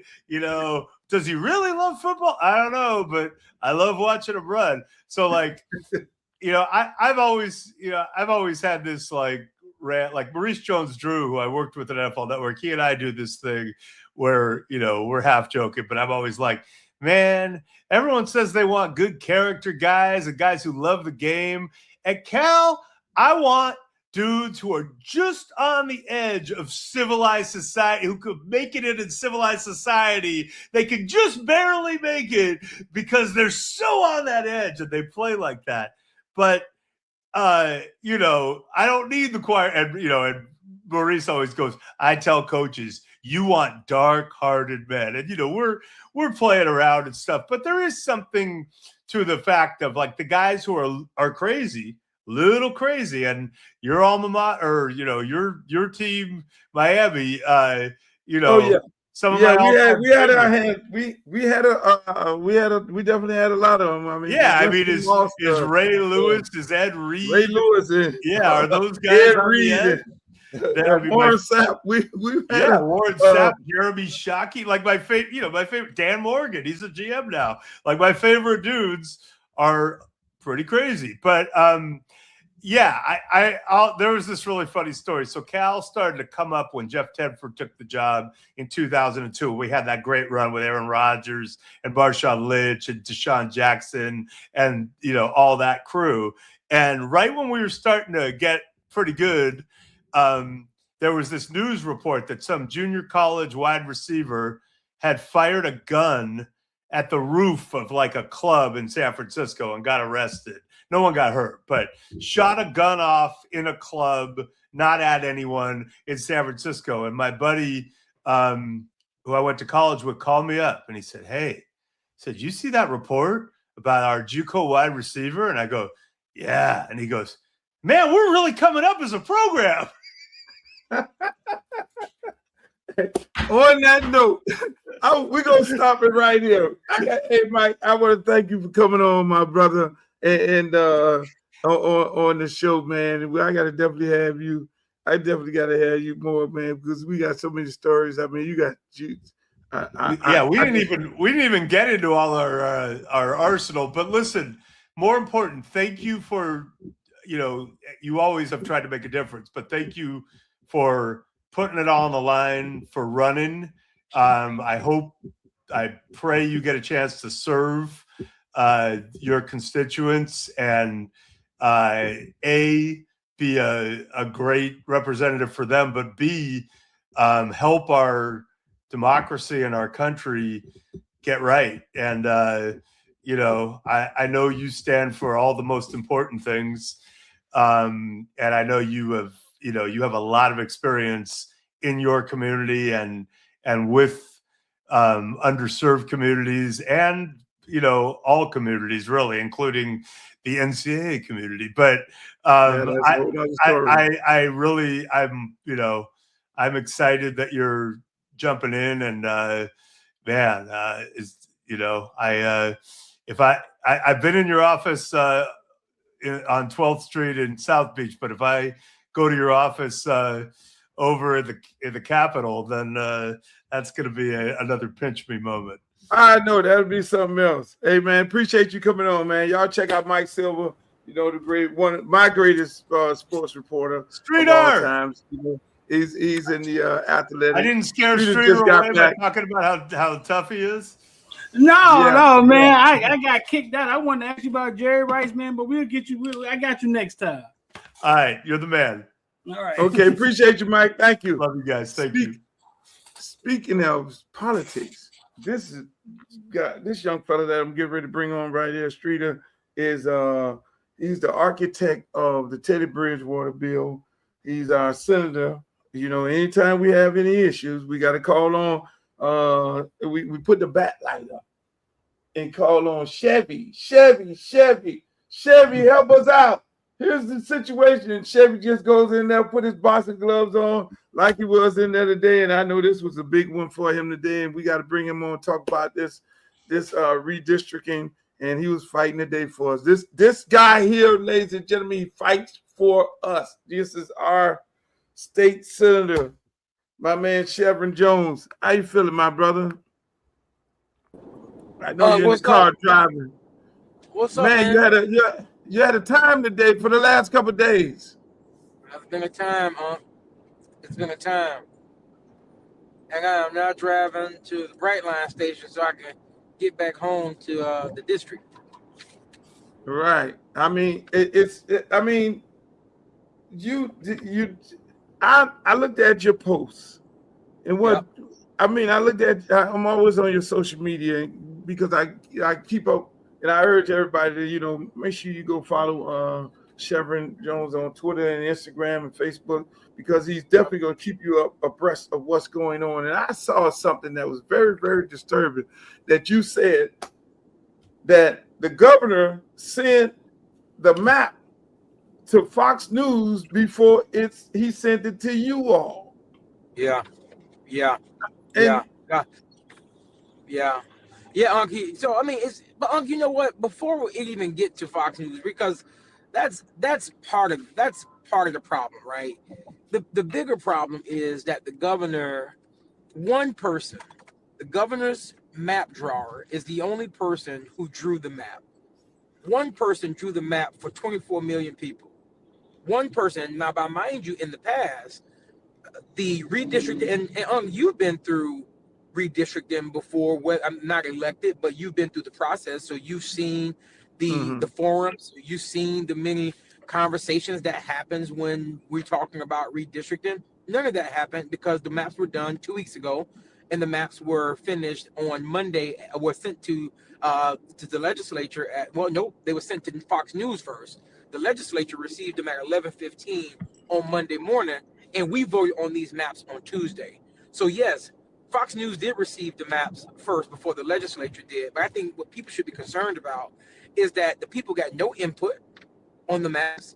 And the second thing is that one person drew maps for 24 million people. outside of the process and how it has happened in years past. And here it is. This is the first time that Florida has ever did, it's just like Texas and other states who've done it, any type of mid-decade redistricting. But Florida is different because the Floridians in 2010, they voted for the Fair Districts Amendment. And in the Fair Districts Amendment, the state of Florida said that no political party can draw lines based off of political partisanship, and that in tier 2, that all districts must make sure that they are representative of all groups. So that means that Black folk also have representation in their vote. None of that exists anymore because the governor interpreted the Fair Districts Amendment on his own, assuming the case that came today, the Louisiana versus Calais, and Correct. saying that Section 2 was going to be struck down. Here's what I need people to understand. Section 2 of the Voting Rights Act was not struck down the way that people think it was. What it did say is that if you are going to eliminate these, if you are going to draw these districts, you're going to need to prove that there's some type of discrimination that did exist in the drawing of the maps in which you are changing. But it did not give a mandate to the state of Florida to redraw maps. Wow. Wow. Because when people, and I'm glad you pointed that out, because when people look at this situation in Florida, and then they look at what the Supreme Court just ruled on in the Louisiana case, one would think that, oh, you just struck that down based on, you consider that based on race. We lost him. Senator.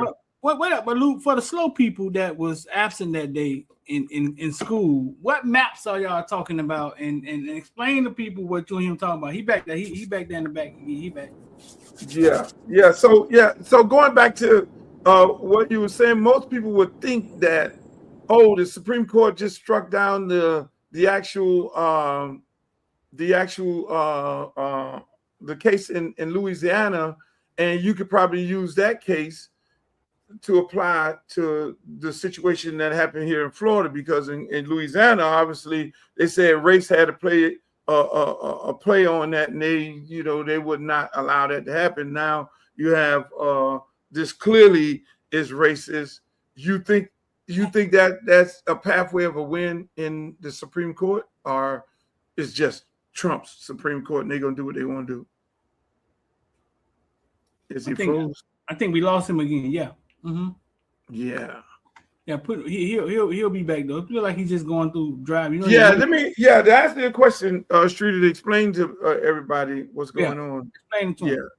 The state of to explain to what happened is in the state of Florida today. Senator Jones just got off the floor of the Senate arguing the fact that what Ron DeSantis did was disenfranchise the voters. The voters, we voted, like he said in 2010, on the fact that, hey, look, there's a process in which you have to redistrict, and part of that process, if I understand it, he'll tell a large part of the process has to be done 2 years after a census is done. So Ron DeSantis decided that he wanted to do it now. And what made it worse was nobody in the legislature had anything to do with the redistricting.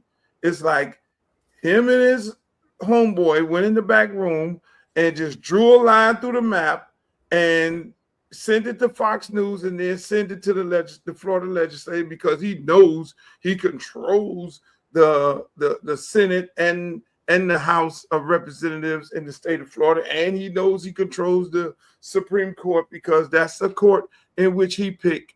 So if it goes to them, then that's going to get passed, and he's doing everything for his guy Donald Trump. And everything was a total violation. But what happened for Ron DeSantis, because he's playing politics and is disenfranchising voters and people, knowing that these Republicans are going to vote his way regardless of whether it's right or wrong, which it's a shame. They should be ashamed. Every Republican that voted for this should be ashamed of themselves, because, again, this is not democracy. You know what I'm saying? The founders did not put these rules in place. The people voted in 2010. The people voted for a process in which we are to govern by. This man just say, fuck that whole process. He literally just say, forget about all that. I'm the governor. I control the House. I control the Senate. I'm going to redistrict. I'm going to go in a back room with one of my homeboys and draw this map, and take away Democratic seats, merge other Democratic seats into one to do what? To do what? To then take people's and throw Belgrade and Pahokee and South Bay people who are already struggling and put them in Trump country. I mean, they literally put them people in with a Trump representative. These are black people struggling already. You think that Trump representative is going to help those people over there? You really think that? I mean, so, and the same thing for the people in Riviera Beach. How you combat it? We say we're a free country. We say we're a democracy. Like, how do you combat it? Like, we talk as if it's a dictatorship. To be honest with you, no, it's a major. It's not you think it's a dictatorship. It is a major dictatorship. But how do you combat it? Is again, I mean, we have to change our ways. I mean, when I spoke about Andrew Gillum and 50,000 votes. And this man lost by 50,000 votes, we wouldn't be having this conversation right now, because it would have been a totally different government. It wouldn't have changed the House and the Senate because Republicans control it, but it still has to get signed off by the governor. That governor wouldn't have went into a back room, and he would have been a violation of Florida Constitution. This man violated the Florida Constitution today. Him and everybody that's in that Senate who voted for this, all of them should be ashamed of themselves. You know what I'm saying? But he did that because he know, okay, if I do this right now, then hell, it's going, we're going to put it on the docket. We ain't going to hear this before the midterm, because it's all about the midterms and cutting Democratic seats. It's about the midterms cutting Democratic seats so that Donald Trump don't get impeached. But how do you stop it, Streeter? Yeah, how you combat it? You gotta look, man. I know I'm in the race, but you gotta elect people like myself. Who's gonna stand up? You gotta elect people like you heard Angie, you and Mike Silver. Y'all heard her screaming on the Senate floor today where Chevron was at, and you gotta elect people like Chevron. These are people who are gonna fight. You got to elect fighters. I mean, we have a lot of people who ain't got no fight in them, and they just lay down. Is it a color thing, or is it a just elect good people thing? Is it a black and white thing, or is it it's elect good people who are going to fight for the cause, and not after the fact. Because right now, I mean, even it's more so with Republicans. I mean, if you're a Republican and you're sitting in a Republican district, and most of the people, you always vote for a Republican person, you know what I'm saying? And your Republican person just voted against the Florida Constitution, something that you just voted on in 2010. Right. You should be ashamed of yourself. You should be looking for, and look, hell, if you want a Republican, okay, that's fine. But you should be also looking at this situation and saying, I need a better Republican to go up there and represent me, because I don't want to be voting for somebody who's in violation of the Constitution, because in this next election, you could very well have a Democratic governor. You can have a Democratic governor to rain hell on Republicans in their districts and take away all the things that a governor can take away that Ron DeSantis took away from the black community. You can easily have that. And now you'll be crying wolf. Oh my God, why is he doing this to me? But again, Street, it starts with the people. It starts with Democrats. It starts with Republicans. I mean, vote in good people. These people are bad people. When you're in violation of the law in the Constitution, you are a bad person, whether you're a Republican or a Democrat. I'm sorry. I call it for what it is. I mean, a person like myself, that's why I'm running.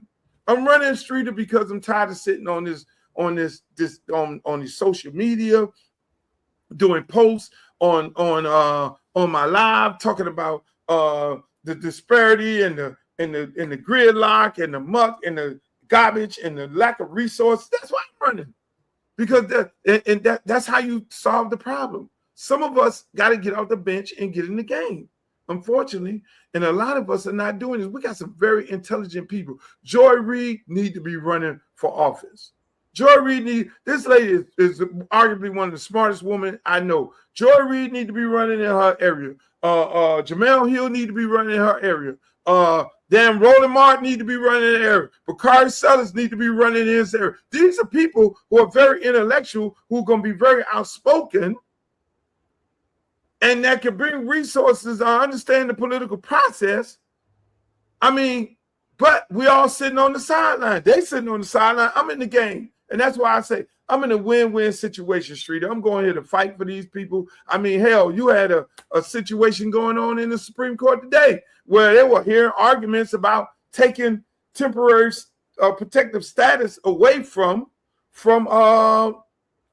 Haitians. They're going, if this Supreme Court says it's okay for Donald Trump to snatch up Haitians that are here on temporary status, he pointed out Haitians. He didn't point out Cubans. He didn't point out anybody else. He pointed out Haitians, Venezuelans, and Somalians. The Somalians in Minnesota that he had a problem with, he pointed them out. Yeah, I got a problem with them. Anybody this man got a problem with, he want them out. And so again, a lot of people ain't paying attention. That's the main problem. Streeter, people ain't paying attention, because even in this very, very election that we're in right now, I'm running, a large part of my constituents are Haitian in this district right here. And I have to be very convincing to them and tell them, like, look, man, you either gonna vote for this little boy or you gonna vote for a politician. And these people are not going to be able to have a conversation with Marco Rubio, a conversation that I can have with him to hopefully keep your family here intact. And if you don't do that, then I'm going to be sitting over on a beach looking over here, looking at the news, and they're going to be rounding everybody up. And it's going to be those people's fault. Right. And the resource that's going to be, it's going to get bad. So again, man, it's like either you get off the bench and you get in the game, or you stay on social media tweeting, or you going to the rallies. I'm not going to no damn rally. I'm not going to no rallies, Streeter. My rally is going to the poll.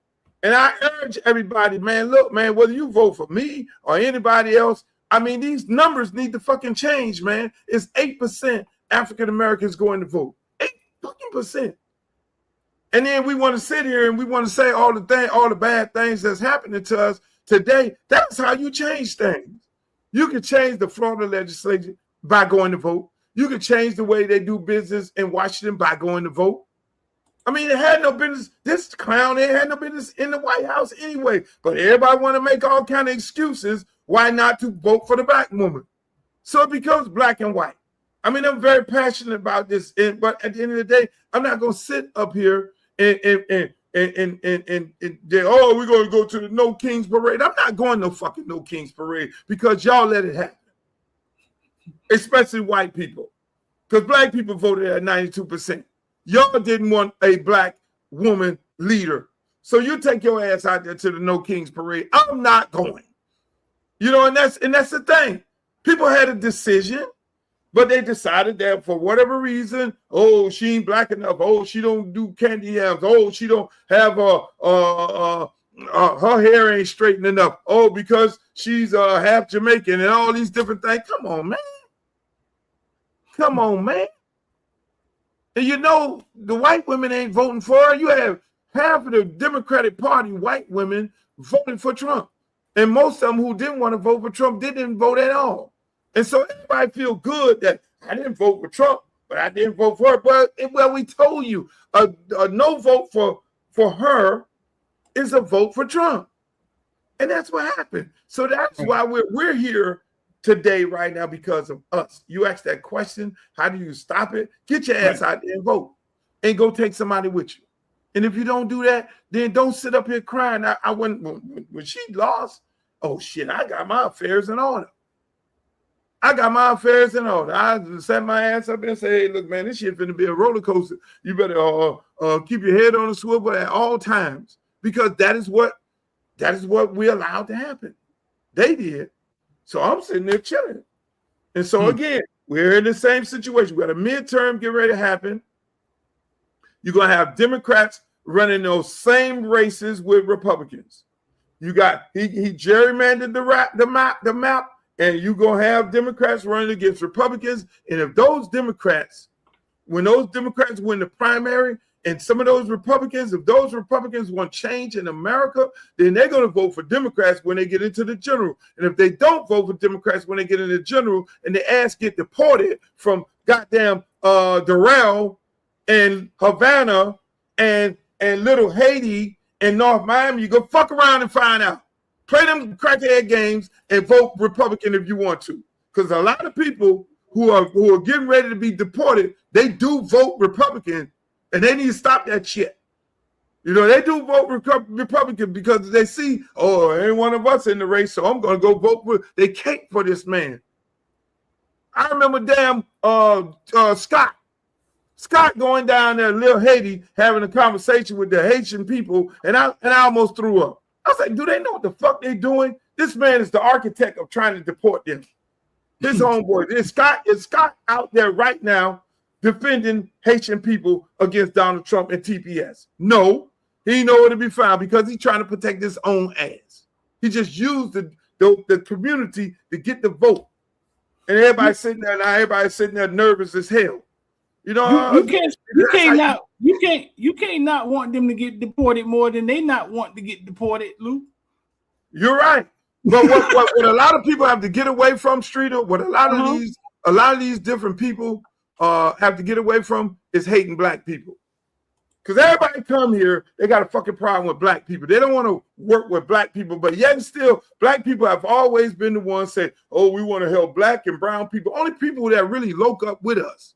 To be honest with you, the only people that really loke up, they'll loke up with us politically, but the only people that really loke up with us is Jamaicans and Bahamians. Jamaicans, Bahamians, and Trinidadians. Everybody else, you got to go convince them to go fuck with black people because they got some kind of, I don't know, whatever issue with black people. And then at the end of the day, it's black people who are standing out there defending them. It's us.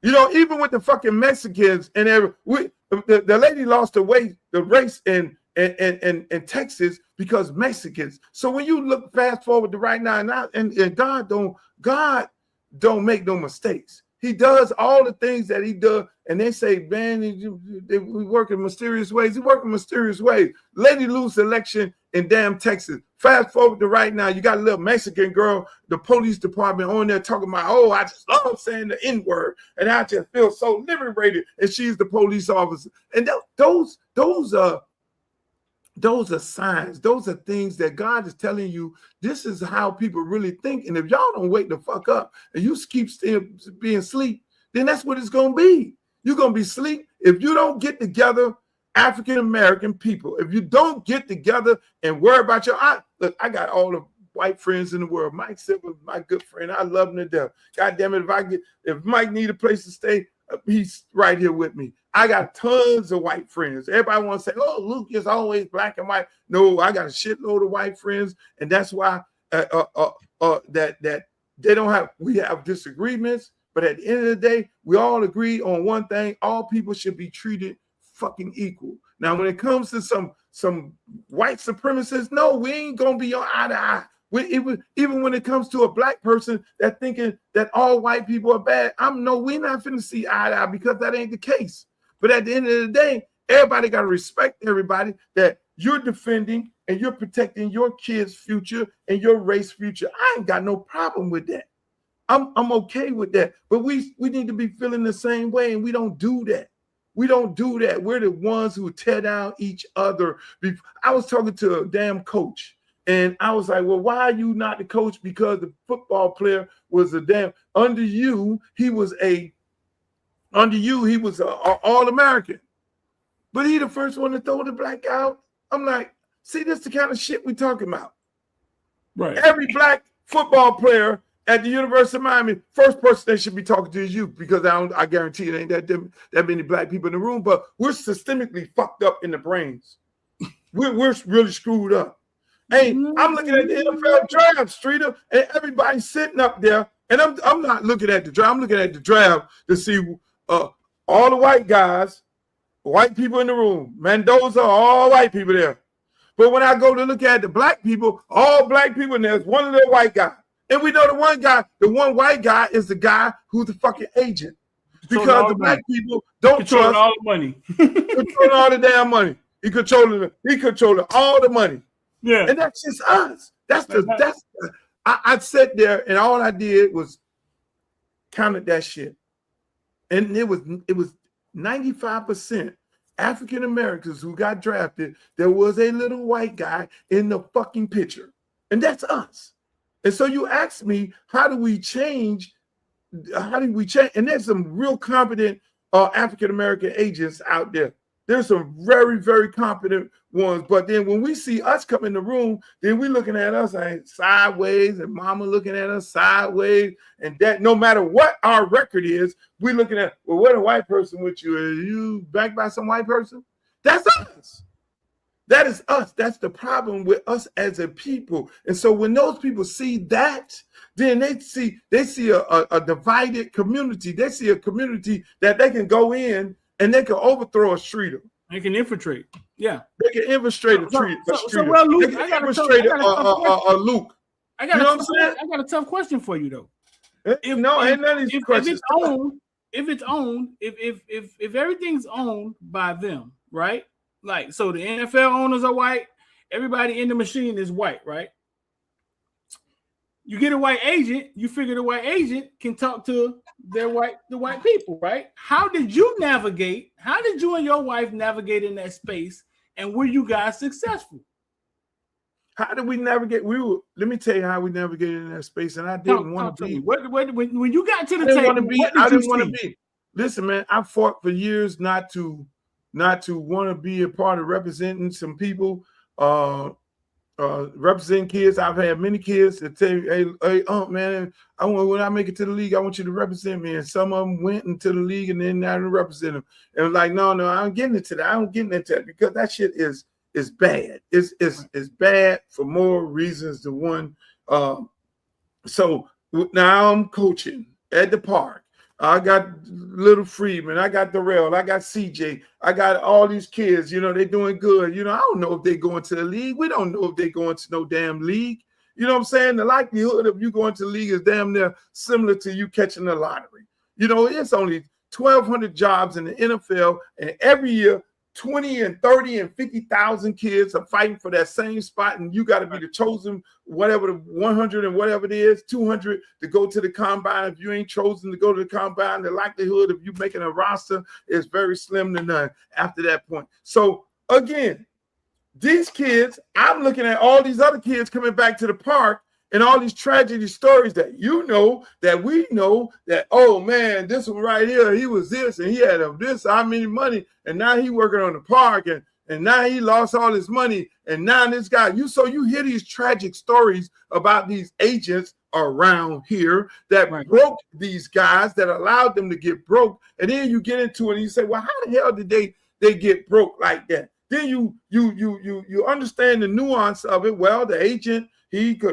hires the financial planner, and he get a kickback. He hires the daggone person who does the house, and he gets a kickback off that. He got the little shoe man running around. He got a valet running around, and the whole thing is designed to make this young man spend his money because the agent is getting a kickback from all areas of this kid spending his money, whether it comes in or not. And then it goes to the financial planning. You hear these stories about these guys being taken advantage of. They buying casinos in the ocean and shit. And the craziest part about it, Streeter, they they don't do the research, and they still do the research, and knowing that this agent has broke a shitload of guys, and they've heard the stories, and the guys have told us, these motherfuckers still go back and deal with these people. They still go back. They still really believe that the agent, because the agent still has black guys around him, and it's hard to believe that they believe they forgot that it's them and their athletic ability. They really think that these agents are the ones who are going to get them drafted, who are going to get them in the league, and that is so far from the truth. Them damn teams don't give a rat's ass about an agent. The scout goes in, do his due diligence throughout your career, and they look at you and they say, okay, you're the shit. And then they send it up to the GM, and the GM look at it, the president look at it, then the president takes it to the owner, and they say, we like this guy here. They don't like you because you represented by Jimmy Sexton or Drew Rosenhaus, but they lead these players to believe that is the case. Yeah, no, because Luke, listen, it's hard to understand. Like athlete A may have went broke with this agent, but still agent has athlete C and D, and they are successful. And you're like, well, how the hell is they, or how are they successful with this agent, right? You still one fail, but then he still got guys around him. So you blindly walk into it. I know for a fact, Cassandra told me about Duke Johnson. When he was picking an agent, they hired your wife, which was a lawyer, to watch the agents. He had he had the two agents, two guys in the suit. I think they were UFC guys. They represented Conor McGregor or something like that. You know what I'm saying? Like big time agents had represent Conor McGregor. And basically he hired your wife, a lawyer, to look over what the agents was doing. Make a long story short, your wife became the lawyer because the agents didn't do shit. Correct me if I'm wrong. It's exactly, and so again, you ask, right, and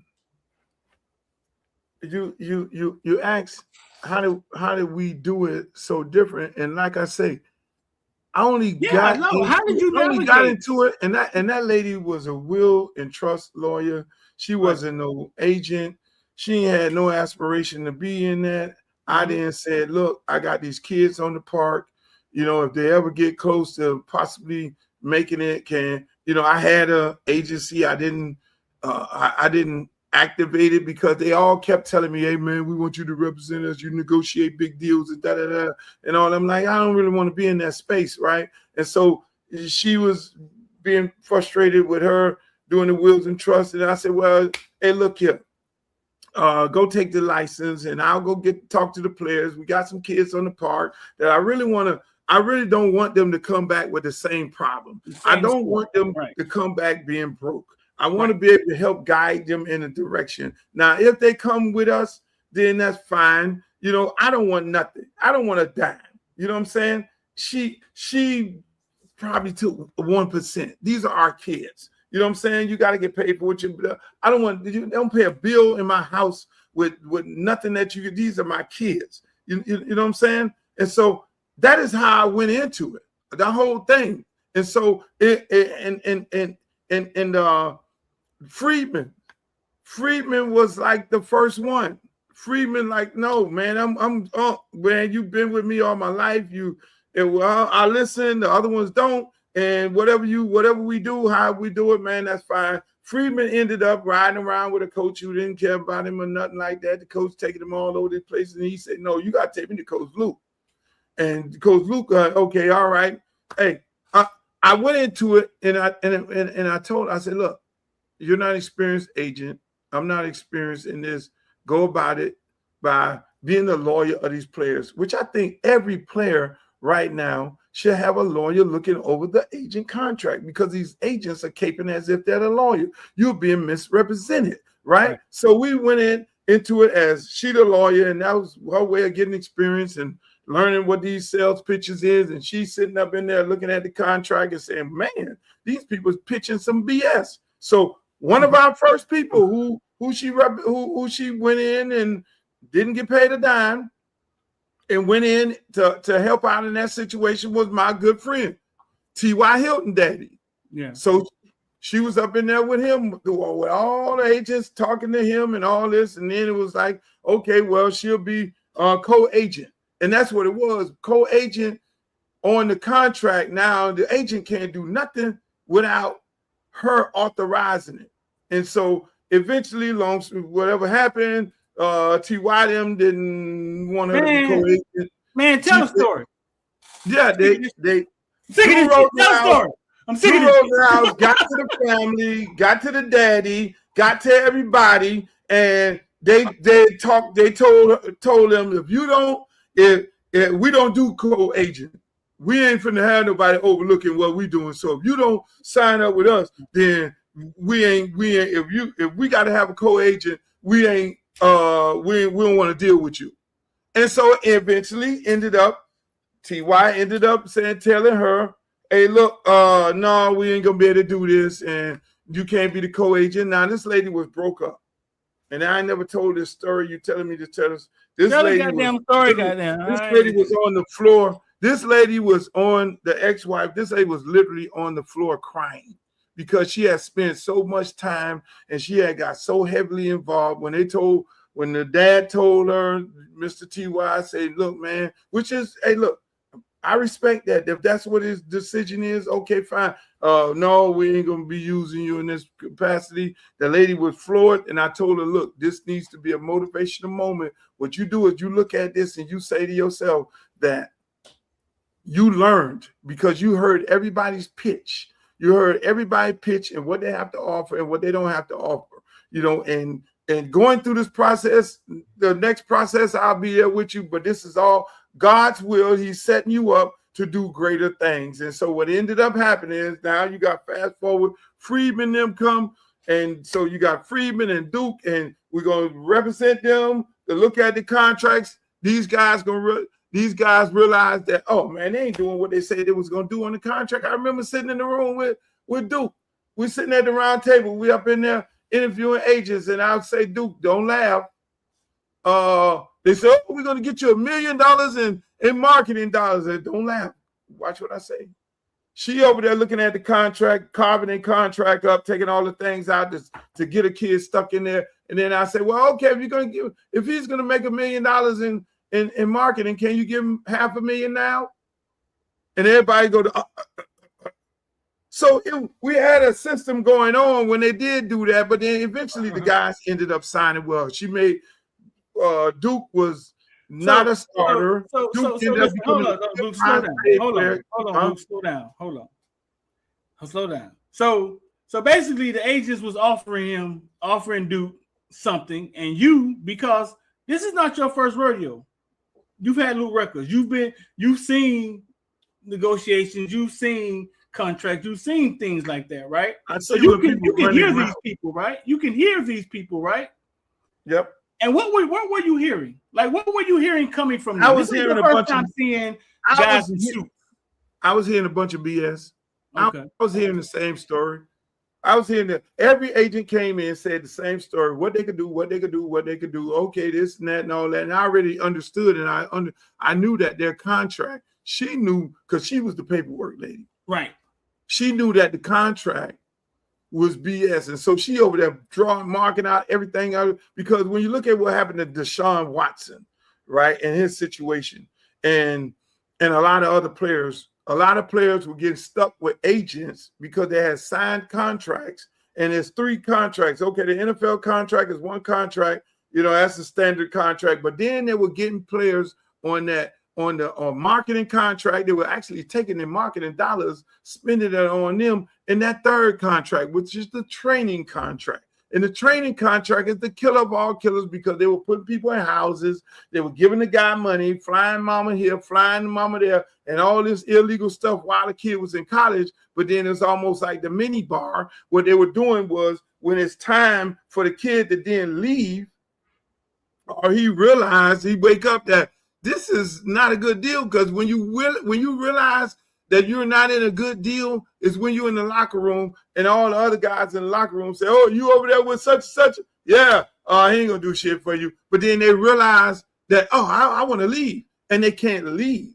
So leave. I knew all this. They can't leave because they're now stuck in this contract because the agent has charged them for everything, the flights they came in on, the money that they gave them, all this, like the Deshaun Watson, if you go look it up, and you now got a $500,000 bill with this agent, and then now you talk about, oh, I want to leave. You can't leave. And so the agents construct those contracts like that, and then they get you on the financial planning side of it, because most of these kids and their parents don't understand financial planning because they never went to the financial literacy class. So the agent says, oh, sign with my friend here. He has all the other players on here. And then they go sign up with those guys. Then they give them a power of attorney. And that damn investment firm is now making investments of your money when they want to make it. And so at the end of the day, your career is over. Where you go back to the investment man and say, well, how much money I got in the bank? You ain't got shit in the bank because he made all these bad investments. So what she would do would go,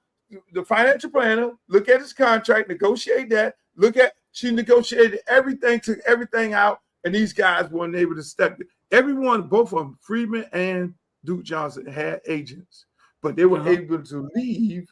They were able to leave with no consequences, unlike Deshaun Jackson, not Watson, but Jackson. Deshaun Jackson. They couldn't leave like these other guys. So they were able to leave because she struck out all these the training. No, he ain't paying for no training. Y'all in this together. Oh, he ain't getting ready to do this. So they were able to leave free and clear. Because she overlooked the contracts and she saw all the pitfalls before they signed the contract. Now, go back. You said something interesting earlier. You said the agents, your wife was a lawyer. The agents are an agent. Think about this TV show that was on HBO about the agent. Ex-wife. Right? Your ex-wife. Your ex-wife. I'm single. Your ex-wife was an agent. I'm looking good. Lawyer, right? You said the players are being misrepresented because an agent is an agent. He's not a lawyer, right? He's not a lawyer. He's taking the paperwork. He's taking his paperwork too, right? You know what I'm saying? He has to get somebody, you know what I'm saying? To understand the paperwork and the contracts and stuff. You know what I'm saying? But your wife is a lawyer. She can supersede her. She understands the paperwork, but she's not an agent. You said it would be misrepresented. Explain that. So here's the deal. Most guys get excited when the agent comes with his Armani suit on and he pull up with it in his Ferrari to your door and you think you made it. It's a whole big production. Oh my God, such an agent just pulled up to my house and they want my baby. Oh, he represent this one. And they get all excited. They turn into fans and shit. And they think Jesus Christ just came off the wall and walking into their doors. But in all actuality, they don't realize that their kid made their pathway to the NFL and the NBA and Major League Baseball on their own. It's not that guy. Yeah, it's not that guy. And so the issue, the answer to that is, like you say, this lady looked at. We had a system. She looked at the contract. Just take Friedman and Duke.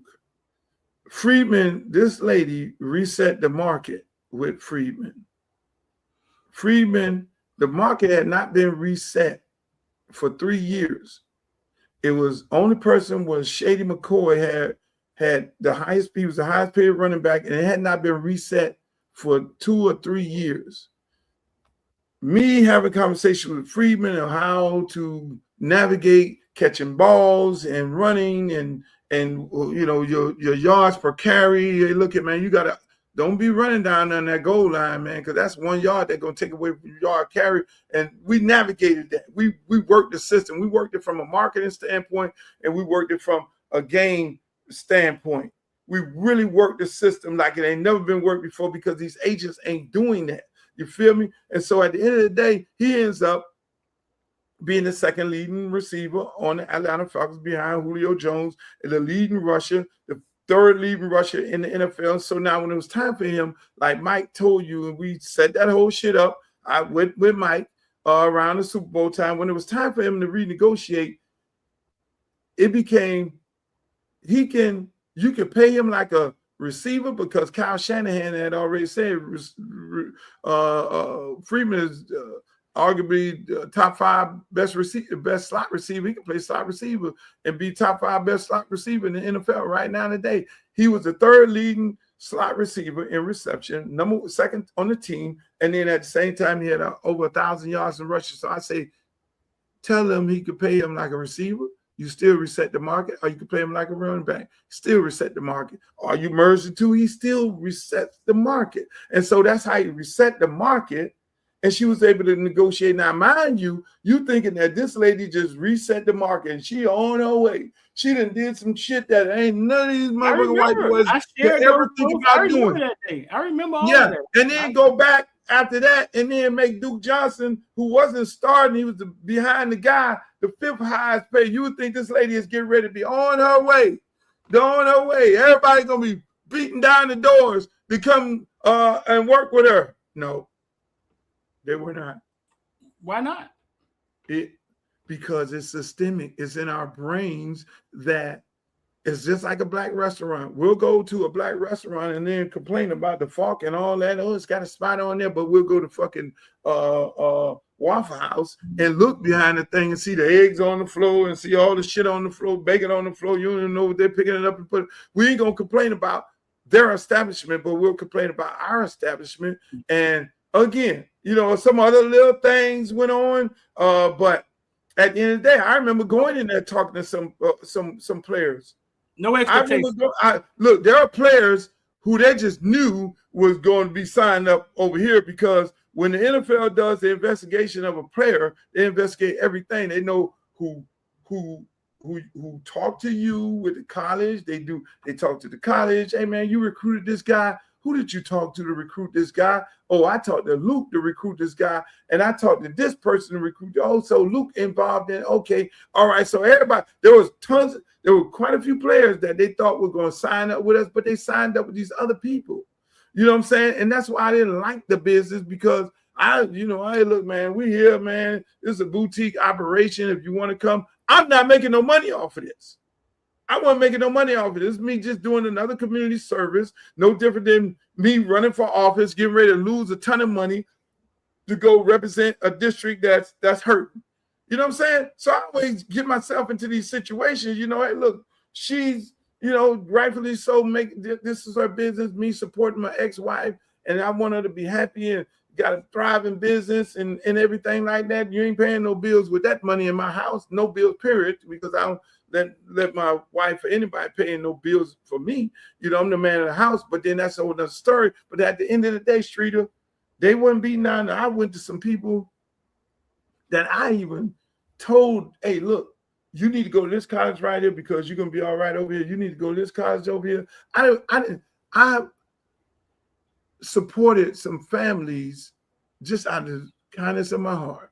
Mm-hmm. They called me in the middle of the night and say, man, we don't, I got the boys here and we ain't got no food up here. Can you send a little something? Groceries and all this shit here. How many times? Maybe three, 4 times? How many times have you done this? Maybe 3, 4 times? How many times?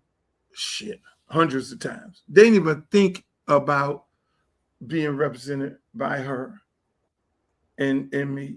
Even with the success, they didn't even think about it. It was like, oh, well, and so that's why I never really wanted to. Use that with them shooting in the gym. They didn't even think about you.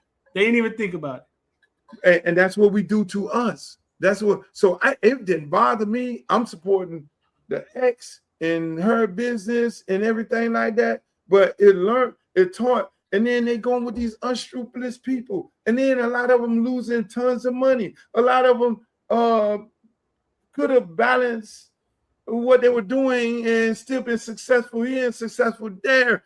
I can sit here and write a book on this shit.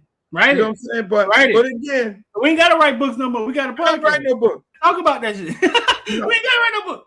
You got to buy it. I'm not doing Streeter. I'm not doing it because, again, like I say, and I said this the other day, with this particular show right here, this show, what we do over here, we're doing on this here, I'm not here to tear down other black men for what, you know. I leave that to Shannon Sharp. I leave that to all these other shows where they just sitting there tearing down another black man, putting them on the couch and making them look stupid. You know what I'm saying? I'm not doing that. I won't do that, and I won't play a part in that.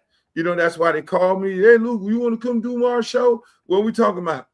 We talking about the uplifting of our people. Because if you want me to sit up here and talk bad about members of the 2 Live crew and what they were doing, no, I'm not going to do that.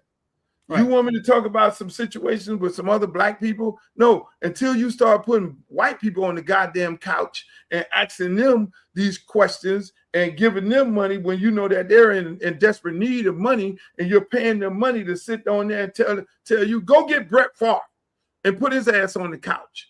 And this go for Shannon Sharp and this damn Cam Newton. Go get them people. Go balance the shit out.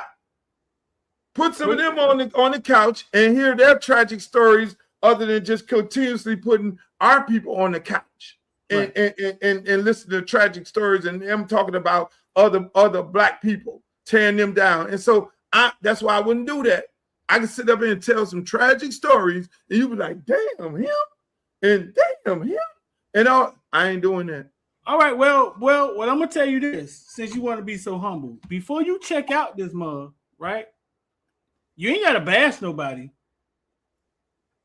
but you're not checking out this mug humble and taking it to the. But you can tell your truth though. You can tell your truth though. One thing about this life. You can talk about your truth though. You ain't gotta bash nobody. Let me tell you right this, Streeter. One thing is guaranteed for all of us.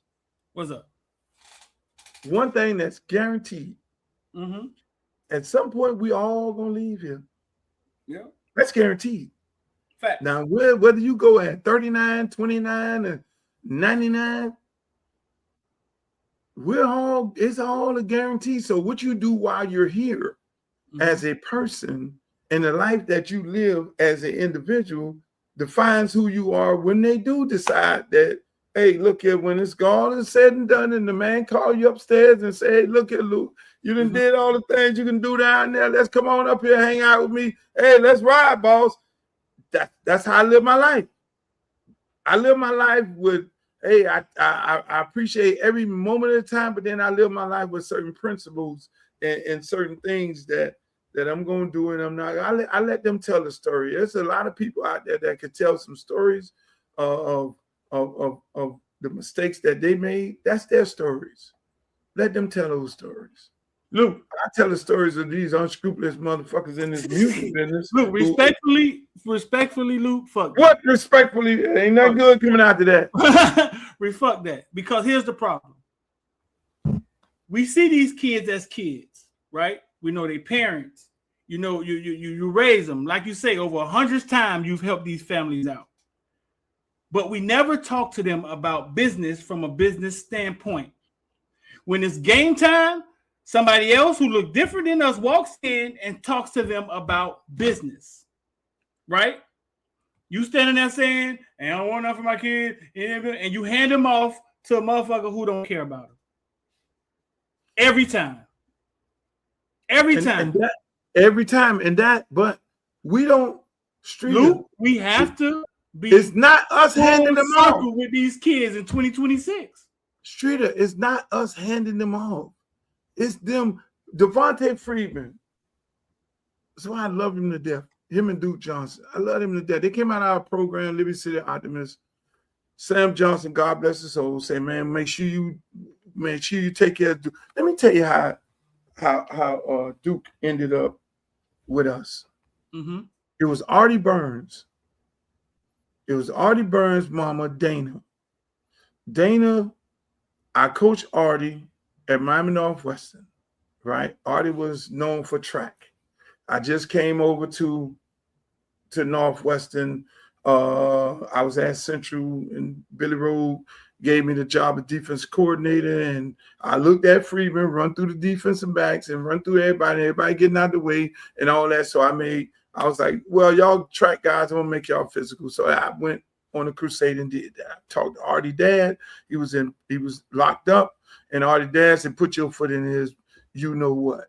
right? And with the mama on the phone, with the mama standing right there. So I took him up like as if one of my kids. And so again, so I'm over there at Northwestern, and I got Artie Burns, and we got Amari Cooper there, and some other kids that I'm real happy about. And me and Dana set out a plan for Artie because Artie was the third fastest in the world in the 800. So I didn't cut a deal with Artie, not Artie, but with Nike and all that. Artie was going to go to the World Championship. He was not going to go to the Combine. He was going to go run in the World Championship. And we had already talked to certain teams that he was going to run for his country and all that. And then he'll come do the pro days and all that. And then Nike was going to give him this astronomical deal. I had already set that up because, mind you, I'm good friends with Worldwide West and Phil Knight. They put me together. So, all right, we got this whole lifestyle deal with Artie. Artie mom loses her job. She working at the place where they do distinguishers. She loses her job. Now, okay, oh Lord, what we get ready to do? So I then ended up, Dana, which nobody knows to this day right now, ended up working for me, right? She was like, I was like, Dana, Dana ended up working for me, right? So she was working for me, not even Artie. Artie don't even know this. So because I'm me and Dana down. Dana me and Dana down. I used to wear a UM hat when I first got to Northwestern and the alumni and all them. That's how me and Larry Williams ended up getting to be friends because Dana it would tell me, oh, you got to take that UM shit off. I did this Northwestern, put that on. I said, well, I don't have a Northwestern hat. That's all I have. And then Dana went and cussed everybody out. And I said, I like her, right? He could wear what the fuck he wanted, all that, right? So she was on the board, and me and her became friends. Dana ended up passing, right? Dana she had a good friend, her best friend who used to be with her all the time, told Artie that they wanted Artie to not go with Luke, but go with another agency. I don't know whether it was Melvin.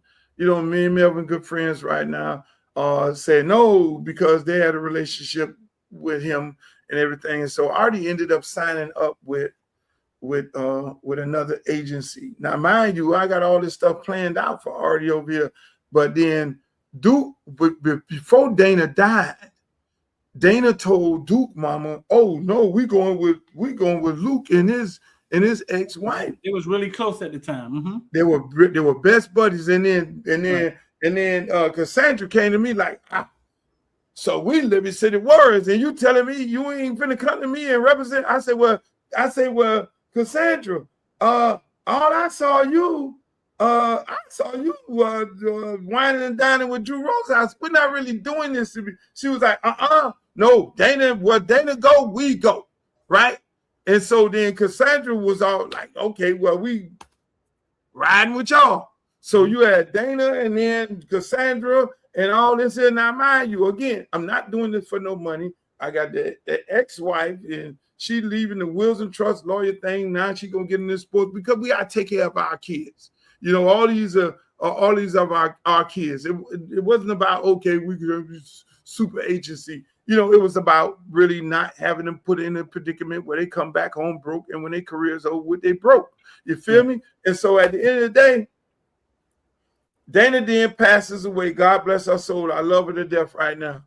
Still to this day, Dana passes, and then the friend says, no, your mama wants you to go over here. He don't know no deal. It's a tragic time that's going on. I remember going to the funeral, and I'm seeing all these agents running around. They ain't really there for the funeral. They there for to try and get this boy now that the mama, because Dana was the muscle. Dana ain't play. When Dana say something, she say something. And so at the end of the day, man, it was it was Duke mom and Friedman. I remember when Friedman was when it was time to get his contract renegotiated. The head coach, he's the head coach, the president, the general manager, and you need to get a new agent. And because they won't know how to renegotiate your contract, knowing that they were trying to take him away from us because who's going to ask for the most money. Freeman never budged. Duke never budged. They never budged. They was like, no, we're right here. They only went with these people at the end of their career because I don't know what happened. Maybe it was a split up or whatever it may be, but they were loyal when people. Their largest contracts came with your wife. The largest contracts came with the ex-wife. You're your ex-wife. So Luke, your wife wasn't a football person. Very, very intelligent woman. I remember I had a meeting with her in her office over 2 hours.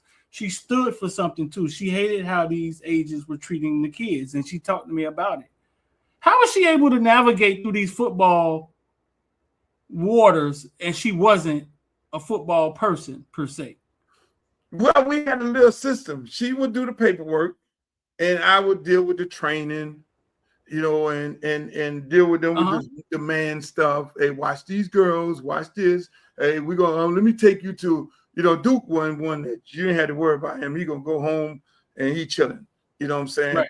Freeman, he got a lot of things around him and a lot of people that can guide him in the wrong direction. And so but he would listen to everything I say, and I would take him like, this is what you don't want. Let's go on a little trip to Club Live and watch how football players throw their money away. Let's go to the strip club and watch how football players throw their money away, all their life savings. And then I'm going to take you there and show you how you should be treated, where you shouldn't be spending a dime. Hey, Luke, hey, you in here, man, Freeman, right, NFL. Oh, whatever y'all want. You don't need to be drinking, because I always taught them about stories that I know from iconic players. Hey, do you know what Primetime told me when I took him when we were all at Take One, or not the Take One, but the other one right next to the Rolex, the other club?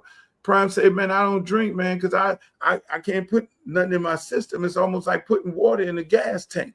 And I always tell my kids, hey, it's about what you put in your system, because your system has to. So I would tell them that. Don't put that shit in your system, boss, because I learned that from Prime. I learned from Edrin James to tell them, hey, look here, man, while they sleep, you work. So you might go out to the club, hang out, don't put that shit in your system, but then go get you a lift in before you go to sleep, and get one in. You got to get one in, because you compete with them, because they compete with you every day. And so they learned those things. And that's they took those things in. One took it in more than the other. But at the end of the day, they had great careers. And the financial part of it, Freeman got screwed one day because this lady, she made sure she put in there that because he wanted to be over there where all the other players had the financial advisor. He didn't work them to go over there, but then what she ended up doing was she put a clause in there, which he opposed, that you don't have power of attorney. You can't make an investment without calling us, him or us, to make that investment. This man went and made $1 million investment one day. He gets on the phone and called me, oh, man, $1 million is out of my account. Really? Okay. I get on the phone, like we had a real system. I get on the phone, hey, look at $1 million out of his account. Okay, let me find out right here. Oh, yeah. The man took $1 million out of his account. So he had all these other NFL players that he had power of attorney, and he invested in a bad investment that lost. And what ended up happening? I said, no, boss, you got to put that money back. No, I have power of attorney over all my players. And then she didn't say, not with him. So eventually called up we'll call the SEC on your ass. You dealing with, we'll go. They won't hear that. They won't talk about that. They won't hear that. So what ended up happening, send a letter to the head man of the firm. I think it was, I forget what it was. Sent a letter to the head man of the firm. Hey, look, your man made an investment without authorization. You got to put that money in the account, or you'll be hearing from the SEC. Which way we're going to do it? They end up putting the money back into his account. And so Freeman and Duke, they did the right thing with their money. They, look at, man, they understood not to spin out, understood not to be spending all in the clubs and throwing it all up, understood marketing. One understood it a little more than the other one, but they understood marketing, understood how to keep your face clean, your social media, and all these different things. And shit, hell, that damn Freeman low-key owned half of damn Miami. Because he all I was like, what God don't make no more? Land. And I say, okay, we're gonna get you with a good friend of mine, who's gonna help you with the financial planning. And this man they start putting him in deals where these major corporations were putting up businesses on land that wanted to do the business with African Americans. And at the end of the day, this dude got people paying him rent, paying him mortgages on land that they own with major shopping plazas and shit. And so again, it all worked out. But Luke, listen, I hear you always say, I ain't want nothing from these kids. These my kids. I just wanted to make sure they were straight. I just want to take care of them. These my kids, right? I remember watching Mo and Shamar Stewart, right? Shamar Stewart parents are here. You know what I'm saying? They're alive. But for some reason, I don't know the nuance. Mo took Shamar Stewart in his house and end up being like that, whatever you want to call it, guardian. Shamar calls him dad, whatever, street agent. But once Shamar became successful, street agent, whatever you want to call it, when Shamar became successful, I listened. I heard a lot of the community started saying, "Oh, he just want to make money off Shamar. Oh, he don't do it for every kid. Oh, And Luke, I hear you saying the same thing. Hey, listen, you're quick to say, "Hey, I ain't want nothing from these kids," because for some reason in the community we shy away from that because I think we don't want other people to look at it like you're taking from the kids. In 2026, my question to people is this: who has the kid best interest? The person that arrives once he's a 5-star, or third rounder, projected first rounder in college, or the dude that been there since he was running to the ice cream truck? Who has the best interest? The guy that's been there helping pay the mama light bill, the guy that's been there picking the kids up from school, picking the kids up, taking the kids to practice, or the agent that shows up in college? Because for some reason as a community, we feel that Luke, who we know for a fact understands business, right? Once that kid becomes in high school and goes to college and money gets involved, we feel that Luke can't make money off that child, or Mo can't make money off that child. And to me, in 2026 is bullshit, is dumb thinking, because the best interest of that child was with Mo. Obviously, if you could see it now, right? Mo was there when Shamar went to the hospital in college. Mo was there when Shamar had at the damn playoffs and hurt himself at the goddamn running out and never played in that game. His best interest was with Mo, the guy who cared. Yeah, why do we feel it's okay that Luke hands off Freeman to a person that doesn't know anything about him? And we're like, that guy can make money off of him, but Luke can't. That guy can make money off of him, but Mo can't. We have to stop looking at this shit like it is business, and it can be business all the way around. We are walking away from people who care, right? And walking into fucking lion dens, dog. A large part of it is right? Because at the end of the day, let's face it, you don't know, nobody can predict that a player is going to go to the NFL and be successful and be the highest paid player in the league. I mean, if you looked at Freeman numbers and use him as an example, he was the smallest of the group. He wasn't the fastest. He wasn't the tallest. But his thing was he worked harder than anybody else. I've got guys that played for me that didn't go with us that ran 4.3 in the combine. Yeah. And was tall and this and all these different things. And he always prided himself on saying, "Coach, I listen." That's the difference between me and them. When you look at the question is two things, right? Like you say, Mo or anybody else don't know whether this kid is going to make it, right? Right. Now, there might be a situation where, and we know Streeter, So we can't ignore this too. We could see this motherfucker 13 years old and he's 6'2". And shit, he out there running. He done went to, come on now, Streeter. I'm going somewhere now with this. Follow me. He's 6'2". That motherfucker out there, he went in rival camp and tore that shit up. Right now, I'm all over you. Right? Okay. Then it becomes, hey man, shit, you barely 5'10" and you walk with a limp. You walk like this. We don't know. Hey man, pick you up at the house, man, take you home and drop you to the beans, and you come stay over the house with all the other boys, and y'all come and y'all chill and y'all hang out. It's a different story. It's one, if the mindset is, oh, this dude big as hell. Oh, he got handles at 11. I'm gonna hang on to this shorty here. And I don't know the situation. There are two different scenarios. I don't Still, to answer your question, I don't care if you can see. Hold on. Let me finish. Let me finish. Talk to me. There is. Should that guy not be able to reap benefits from that? Yeah, he should, because he's making an investment also.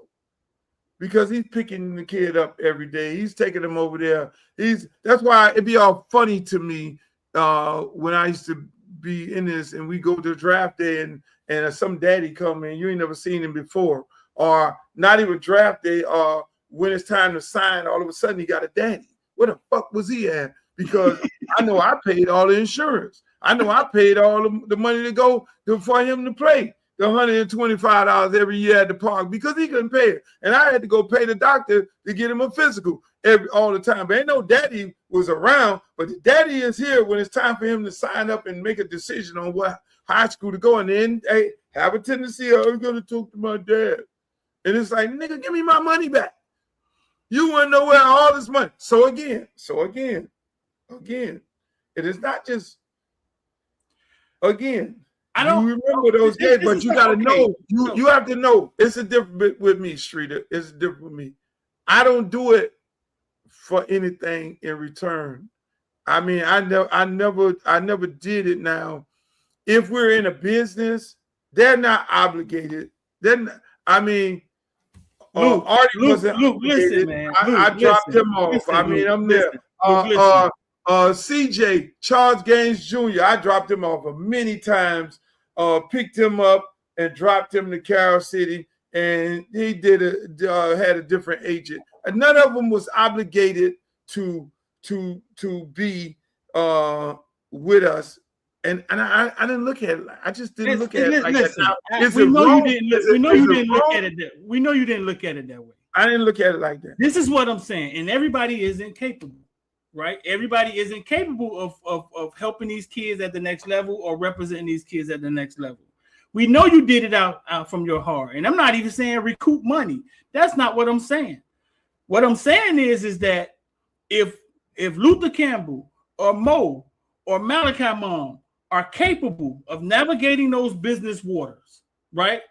Once we get out of high school and we start talking to these coaches about NIL and if you are capable, in our community, we have to stop fucking thinking that Luke gets left in high school. Mo gets left in high school. And now it's time to hand it off to this Jewish guy. Or now it's time to hand it off to this guy because now it's time for him to do business. No, Luther Campbell had been doing business 20 years before all you motherfuckers. You are capable. Right? Yeah. No, we gotta stop looking at it like, hey, no. It's time to let him go to. No, bro.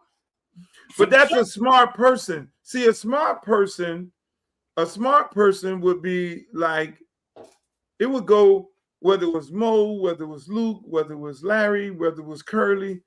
And if them individuals have been with you, and that's why I love the Friedman story so much. We've been together forever, right? And when it's time to make a decision, it was like, he was riding around with Coach D, and Coach D was taking him around to see agents. And he got to the point was like, hold on, where the hell is Coach Luke? And he said, take this truck. And then Coach D had a agent that was renting the truck to take him around. So he was already locked in to whoever the hell they was paying for the damn rental truck. and so he was like, hell no. Something dawned on him and say, no, take me to go see Coach Luke. And that is what you're talking about. Yeah. At some point, take me to go see the guy who been with me forever. The guy, and let me ask him his opinion of this situation. Like the kid tried to give me gifts on numerous occasions. Like, Coach, oh man, Coach, I just got to do something for you, man. I'm making all this money, Coach. Man, no, Freeman, you can't do nothing for me. That you keep your motherfucking money. Ain't nothing you can do for me. I'm a grown ass man. Ain't nothing you can give me that I ain't already had. So right. You keep. So again, so is it right? Listen, is it wrong is it wrong? No, it's not wrong, because what happened with LeBron James and his crew, LeBron made it. And he brought all those guys up with him. His guys, the guys he trusted, he brought with him. He brought with him. There's nothing wrong with that. And they wasn't in it to be like, oh, we want to hang on to LeBron coattail. No, what LeBron did was so unique. That's why I love his brother so much. Right. He did, and that's why they hate him so much, because he doesn't go to the traditional white agent. And that's where a lot of the bullshit come in. That's what happened with Shador. Shador was represented by Deion Sanders. He was not represented by Jimmy Sexton and one of them white agents that the quarterbacks traditionally go to. He was breaking the norm for more reasons than one, and they showed him better than that they could tell him. And so my point to that all is, again, these kids, it's nothing wrong with it. LeBron said, no, we're gonna do this shit ourselves. Now this a dude ain't never went one day in college. Real fair. And he said, no, you gonna be this, Mav, you gonna do this. You're going to do this. Now he has one of the biggest agencies, one of the biggest production companies in the business on low key. And he's representing so many other players and so many other teams. This man is arguably the most powerful guy most powerful guy with his guys in the league. And I heard he brought his guys up. And a lot of these guys, Streeter, they tend to forget that, because just like you say, and I say it's systemic, they think a part of making it is to, oh, y'all niggas over here right now. Oh, Coach Luke can't tell me nothing. Meanwhile, Coach Luke can negotiate more $1 million contracts you can ever imagine. Oh, I'm over here. I made it over here. And they go and they lead the flock, and they go deal with these people who don't give a shit about them, who just looking at them as a number. Because the only way they can make their money is have numbers. The only way they can make their money. It's no different it's no different than that picture that I saw with all the white coaches, like 26 white coaches and no black coach in there the other day that was on social media. And that picture was so powerful. They all was standing there like this here on the picture. And I looked down to I did a caption like this because they know what I was going to say. Well, where the black guy is? They think they have us profiled. And it's so, let me tell you something. You know the wildest part about it? And if anybody could go into one of these meetings when they just sit back there, be a fly on the wall, and hear how they talk to the mamas and all. They come in there with their Armani suit on. Hey, mommy.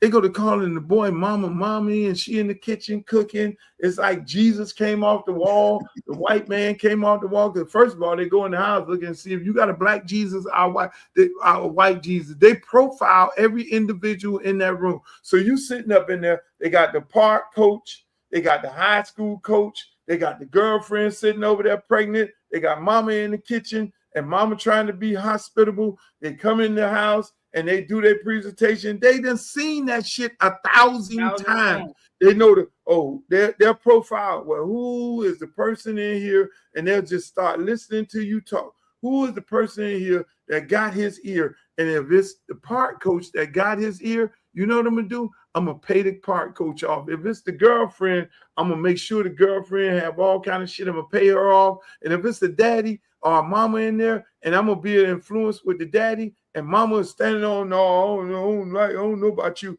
They go to paying everybody off by profiling, and then they go to cutting other people off, like family members who know business, and they be like, what the hell y'all doing? Y'all gonna deal with this shit here? And the family members say, man, I'm gonna worry about my own goddamn business. And then they go on about their business. And so you see people gradually leaving the circle. So the individual already have a circle, and those people they start cutting them off, and then it becomes them. And they think, and those players and the parents think, whatever that man tell them is the truth. And going back to what you asked me before, the agent is the lawyer, and they're signing shit without any representation, which is the most bizarre shit I've ever heard of in my life. What do you and mean? So that's why I came up mean? with the thing. Hey, look, you get into business by overlooking their contract. They have nobody overlook. They're signing a contract that these people are pushing in their face, which is fucking ludicrous. It's like going to the car lot, not negotiating. It's like buying a house, and there's one side, the lender has the contract. Before you know, you can sign some shit where you miss one payment, they're gonna take the house over without having your own attorney. It's the most craziest thing in the world, and they allow that to happen. They don't even tell them. Like even us in the music business, we have a clause in our contract say you gotta go get some representation. We have a clause in our contract. If you got a problem with the accounting, you have a right to do an audit.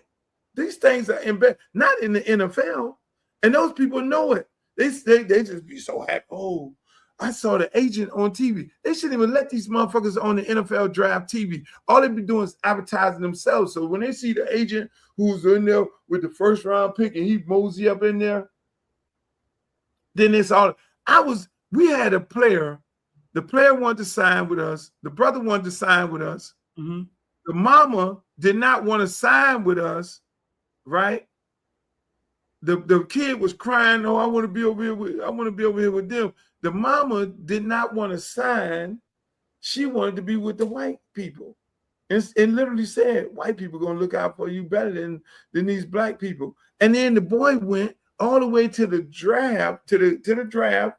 The boy, the young man went all the way to the draft, and he found out at the draft that they signed the DN, and he was a DN, and they got the white DN more money than he got. I forget the kid's name. They had the same agent, and they had negotiated more money on all of his marketing than the black guy. They got the black guy basic shit, and he was going off. This kid did not have a good draft. He was like, "Mom, that's why I told you I didn't want to be messing with these people. I didn't want to be messing with these people." And it was bananas. I forget the kid's name. It was some horror stories. Yeah. I mean, no. I know kids on draft night went first round, and when they got in the room by themselves, they wasn't happy because they felt like they were a slave to their agent because what they have owed the agent on draft night. And here's the key to that. You want to hear the key? They felt like they were working for their agent, which in fact you hire your agent, but because what he had taken, he felt like he was working for the agent because he was in a hole. But first round, draft night. You want to hear something? Talk to me. You want to hear something? You want to hear a good one? Talk to me. You ready for that? You ready? Let's go. So the NFL rule is this. In the NFL contract, he's not your agent until he negotiates a contract for you. I've heard so that. If you fire him before he negotiates the contract, whatever he gave you leading up to that, you don't owe him. He has to write that shit off as a business expense, as a loss. And that is how Friedman got out of his contract. Explain. The agent was talking all this cash money shit, and before that agent negotiated the contract, Friedman fired him. They're not your agent. And see, this the fine print they don't tell you. They don't tell you this, and because you don't have representation to have a lawyer overlook the NFL contract. The NFL contract is a standard agent contract. where you Right. can't get no more than 3%. And it tells you all these things. They're not reading the contract. He's not obligated to nothing he gave you until he negotiates and you sign that contract. You fire that motherfucker right now and don't have to pay nothing. That's the part there. See, again, that's why a person like myself, they fear me in the agent business. They fear me. They wouldn't say nothing. Not one of them agents would not say nothing to me. No Drew Rosenhaus, no Jimmy Sexton, no none of them, because they know I have a platform and I will put their ass out there. So they're like, Luke, whatever you want to do. I've had many of them call me up and say, hey, Luke, you want to be you can work with us. No, I don't like that. I don't like chasing 21-year-old running down and all this here, because they make you want to take advantage of them. I don't like feeling like that. I'm a boutique guy. If you need my help, even to my players right now and people in the business, I get phone calls, whether it's Pitbull or JT Money. I had a call. Matter of fact, I got to do something for him tomorrow. They call me up and they ask me my opinion on certain things. If they do that, then that's fine. But again, Streeter, the business would have been crazy. Probably, I don't know. She still has a business, and I don't know how good it is. And I urge people to go and let her represent. She can represent. She has the experience. But at the end of the day, that's not. I still have right now Luke Sports, and it's online, it's a website and all that, and I can't deal with it, because the mentality that's so embedded into these athletes' brains, I can't deal with it. I'm too old for that shit. I'm too old to try to explain to people how I can help you better than they can help you, and how they're trying to take advantage of you, and how I'm not. Like me and you, we started talking to people, and okay, man, you do a great job of marketing these guys. It's a perfect storm. Streeter market these guys. He no talent. If you can see Mendoza as a kid, if you can see Jeremiah Smith and follow these guys, you know fucking talent. That's like what we call in the music business an A&R person. The guy who discovered Michael Jackson and knew he was the shit. He discovered Michael Jackson. He knew he was the shit when he was 6 years old. And we all have the eye for talent, whether it's entertainment or whatever it may be. And again, there's room for us to be involved. And at the end of the day, when you really understand the NFL draft, all those guys, the 122nd pick this year is going to get 10% more than the 122nd pick last year. Right. So it's nothing to negotiate. Only time you doing a renegotiation is when you renegotiate the contract. And a lot of these damn people, because of how they got the league rigged up, by the time it's time for you to get to your second contract, boss, you're cut, because the life expectancy of an NFL football player is 3 years. So the goal is, how do I get to that next contract? That damn Devontae Freeman got the 3 contracts. Right. I mean, I remember when NIL first got popping. I sat down and I had an interview with Where's Mo. the people in the chat? The chat, y'all done went to sleep? And the chat got quiet. I think they listening, bro. We pumping right now. I went and sat down with Mo, and I had an interview with Mo and Shamar. And I knew that the fans would come down on Mo, like, oh, he's a street agent, he a handler, why is he there, why yada yada. But I called Mo, and I did that on purpose, because Luke, what I saw was that we were walking into an era where the high school kid was going to have to talk to these colleges about money.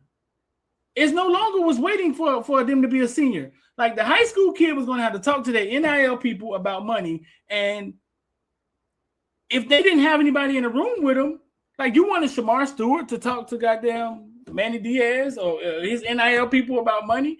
I knew that these kids needed representation, right? And I knew that a lot of these guys that were around them had their best interests at heart. So I did it on purpose for people to stop saying everybody was a damn street agent. Shamar Stewart called Mo dad, not street agent. He called him dad. That's the Streeter. That's the thing. They gave them all a name. They tag us with a negative name when we're doing business versus them. Luke, You see what I'm saying? here's We the get crazy part. tagged. We Here's the get crazy part. tagged street agent. Even the white and the Jewish people are street agents because none of them have a goddamn license. Only a few of them, have actually taken the test. So if you think the black guy that's walking with the kid isn't qualified, a lot of these other people aren't either because only a few of them have taken the test. Streeter, you cooking with grease? And listen. That's why I look at a lot of these families, and I don't even get into it. Like I've told you, Streeter, if this young man or this mom or whoever wants some help, I'll be more than happy to help him out. You know, I ain't looking for nothing. You know what I'm saying? Because I just want I want the best for our kids. You see what I'm saying? And so again, we have a tendency of not, oh, he this and he that and he this and all. Listen, man, I sat there. Yeah, you know what I'm talking about. I ain't bothered with that. So I sat there with. I'll give you another story. Ray, right? Mm-hmm. I'll give you the Ray story, and it goes to this what we're talking about right now. So Ray comes, and I'm talking to all these colleges. Uh-huh. I'm the best negotiator in the world. I know. Yeah. I know. I'm a hardcore negotiator, right? So I got Ray. We're talking to this school, that school, this school, that school. I got one school, and now I'm leveraging. I got one school gonna give him 1.2, and I got Ray on the phone, and I got another school gonna give him 1 point. I say, man, you gotta give me 1.2, boss. Hey, such and such got 1.2 on the table. You saw what Nick Saban said. He's the next Jaden Waddle. He's already committed to Clemson. And Clemson, oh, we ain't paying no money. Okay, so now, hey, look. And you know you commit to Clemson, it's like you commit to the coach. They do an extensive type of recruiting. They recruit you for 3 years before you can even commit. They won't even take a commitment. So now he's committed to Clemson, right? So then now I'm talking to this school, this big school, oh, they got another 1.2. Then I go to this other one, man, we really want this guy bad. And then it went to 1.6. And now, mind you, I'm like, Ray, yeah, 1.6 here, 1.2, okay, here we go, right here. So then now what happens is, okay, hey, man, now you decommit. Okay, if he decommit, if he decommit, he get 200,000. As soon as he commit, he get another 200,000. You get another commit, you get another two. When you walk on the campus, got house, plane, all that. Well, mama need to fly. Mama don't like to fly. Well, we get mama here. We'll get a house and everything and a job and all this. Okay. I'm negotiating hard. Freeman, Street, I'm negotiating hard. Allegedly, all this has allegedly happened. This is a non-fiction story, so let me put the disclaimer on there. If y'all try to come with some sexy shit. So what ends up happening? What's up? So him and then he going on these visits, and Bean went with him on the visits. I say, Bean, you go with Ray, go on the visits, and Bean there, make sure he's straight and all that. They take care of all this, everything. Next thing you know, so then now I get a phone call. I got one coach around him, and I'm like, he just anti everything Luke, right? And next thing you know, so he calls me the day before and say, Coach, and I'm going to the story. Can you talk to these people over here at Miami? And I go to talk to the people at Miami, and I say, well, what? He said, well, the number is this right here. I said, well, Ray, why are you been entertaining that? You got double the amount at someplace else. But can you talk to them? I said, this the day before you getting ready to commit somewhere? And so he was like, yeah. I get on the phone, talk to the guy, and the guy says this, and I said, well, you need to go talk to John Ruby. I said, no, this 800 that you offering him, mind you, he got 1.2, 16, yeah. 1.6. True story. I said, y'all way off, 800? and you need to at least come up to this. Oh man, no man, all this and all this and all that. I said you need to with him on the phone. Now I did nothing. Ray without, was on the phone, and I think nothing the guy without, was I the guy never was helping Ruiz at the negotiated time. one Name thing was without him. DeWarso was the guy on helping the Ruiz phone. at the time. It was DeWarso helping Ruiz at the time, I think. And I said, hey man, I don't know this dude. He put me on the phone. I said, I don't know this dude. And so what ended up happening? What's up? Right? I said, well, you need to go and fucking get some more money. I said, you need me to call John now. Mind you, I just left John Ruiz's house 2 weeks before because he was trying to do a deal with my brother. Mm-hmm. And so I go to this house and all that. We ain't impressed because we really in there making a joke. We're really in there making a joke because John got this big old yacht and in the back, he got this big old house and all that. And we're supposed to be impressed. Mind you, this brother I got is a fucking rocket scientist, got more money than law allowed, more money than John has. He's trying to get John platform. So they don't know this, right? And it's like, yeah, y'all can use my jet and all this and everything. And so I'm looking at my brother like this and he laughed. And I'm looking like this, he laughed. I say, we could use the jet, right? We in the clowning John Ruiz. I say, we could use the jet? Really? Oh, wow, brother, we could use the jet. Right? He's up here like this. My brother like, man, we're trying to negotiate. You trying to fucking play with this man right here. It's like how big this house is. It's like, yo, the house is this big and all this and all this and all that. I got another house around the corner and all this. I was like, damn, this is a big old house, right? We acting like regular black people. And it's like, ooh, wait, me, my brother, like look, regular man, black people. right? And so we go in at the end of the whole thing. Then, you know, I'm clowning him. And I say, well, we don't need the jet, John, because my brother here got 2 jets.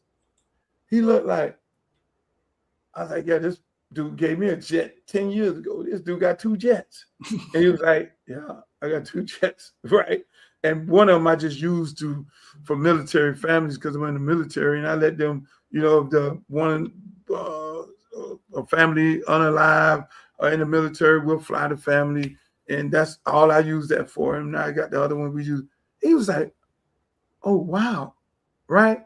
And then I was like, hey, man, tell John how big your house is, the property you just bought in Jupiter, and how many houses you just put together. The man put together 8 houses in Jupiter, plus steel and all this. So I'm sitting up here. He was like, oh, really? So we're not impressed.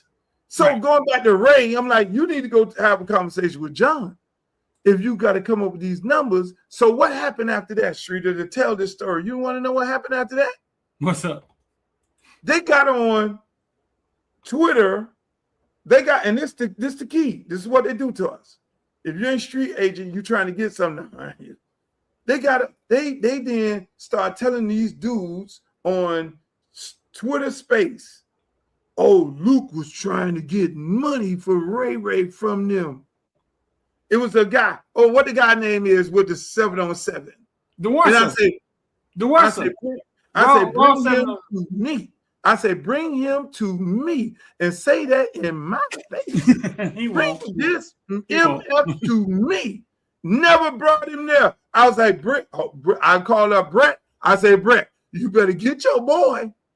You better get your boy. He talking this. Hold on, Luke. What? Do what? Hey, bro. Man, Streeter. And the kid ended up, I say, Ray, I'm going to tell you like this.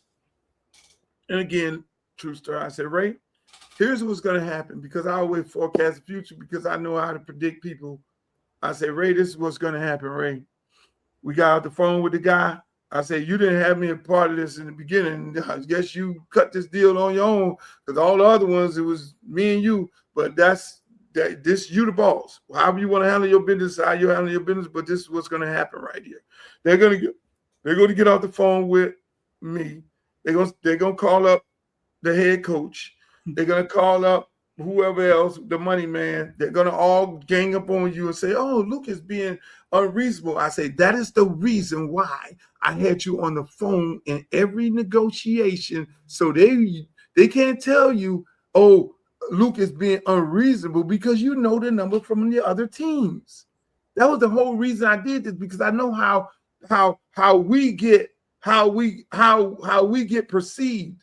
Right. They tell the white guy tell the black player, Oh, he lying to you. That ain't the truth. That ain't the right number. So I eliminated that, Streeter. I had him on the phone. He on the phone. The other team, the team ain't know he on the phone. He's just on the phone. He listening to the entire negotiation, texted me while it's on there. Hey, coach, ask him for this. Ask him for that. So he understood it. So I know it's going to come a point where I didn't think it was going to happen with these people, that they were going to say, oh, Luke, either getting something, I never went on no trip. That's why I sent Bean out there. Hey, look, I ain't going on no visit. I don't do visit. I already did what I did. Look at, man, y'all take the deal. Let them explain the deal to you and your mama, what you already knew that was already negotiated. So when the dude came with that bullshit and they tried to spread this narrative on the two, I was like, bring him to me. And I told Brett, you better tell him to shut up. I will blow your whole damn shit up. Yeah. And that's what they were spreading that you were trying to make either you street agent or you want something to line your pockets. Now here I done negotiated, help negotiate the damn highest paid contract in the NFL, and I ain't asking for that. They were spreading that you were trying to make money off of Ray.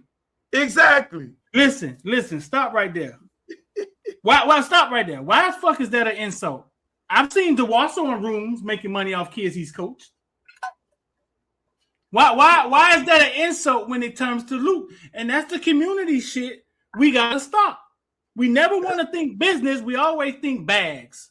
When we talk about black people doing business, it's a bag. It's under the table. It's making money off of. When we talk about them doing business, it's just business. It's just business. Correct. It's just business. When it's them, oh, he wants something. Yeah, I was laying there for them. I said, you better tell the boy to be quiet. Come on, you better tell the boy to be quiet. And so that's why I always. And Streeter, that is why. And I say, Ray, you will essentially be firing me if you don't have them to call me back. If you're gonna sign up with them people, they're gonna know two things that happened to you. They were able to separate me and you. I cannot speak for you because you've now either signed up or whoever influenced you to do this deal with them, and I can't speak on your behalf because they're already gonna know, and they're gonna feel some kind of way. They're already gonna know, hey, look, we separated you from the bully, and now you're on your own. That's why I would go on your platform with the villains. I go on the Twitter spaces and all that and everything. I never said anything. I never called Mario about no Ray not playing. I never called nobody. I never talked about it. I left it totally alone because I didn't put him in. Now, if I put him in that situation, you ask Eddie Graham, he'll tell you. I got on the airplane and went to goddamn Florida State and had a conversation when they were mistreating Friedman. And I said, hey, Jimbo, hey, wait, look here, we got to have a conversation, Mouse. And I'm known for doing that. I'm known for doing that. Unless if I'm involved, you ain't gonna lie to my players. Who's the coach? Jimbo Fisher. You had to go talk to him about Freeman? Yeah, Eddie Grant. Yeah. They'll mistreat them. He goes out there. Let me explain what you're saying. So anybody who thought, right, any of the shit Luke have said over the last few years about the Canes was about Ray, right? What you're saying is that Ray separated kind of when he went to the Canes, he kind of separated from you. You never said Ray name. Like you never said anything. You never mentioned Ray name. And if you feel like he was talking about Ray, it's because your ass assumed he was talking about Ray. It's the systemic, it's the shit that we got in our brains. Right.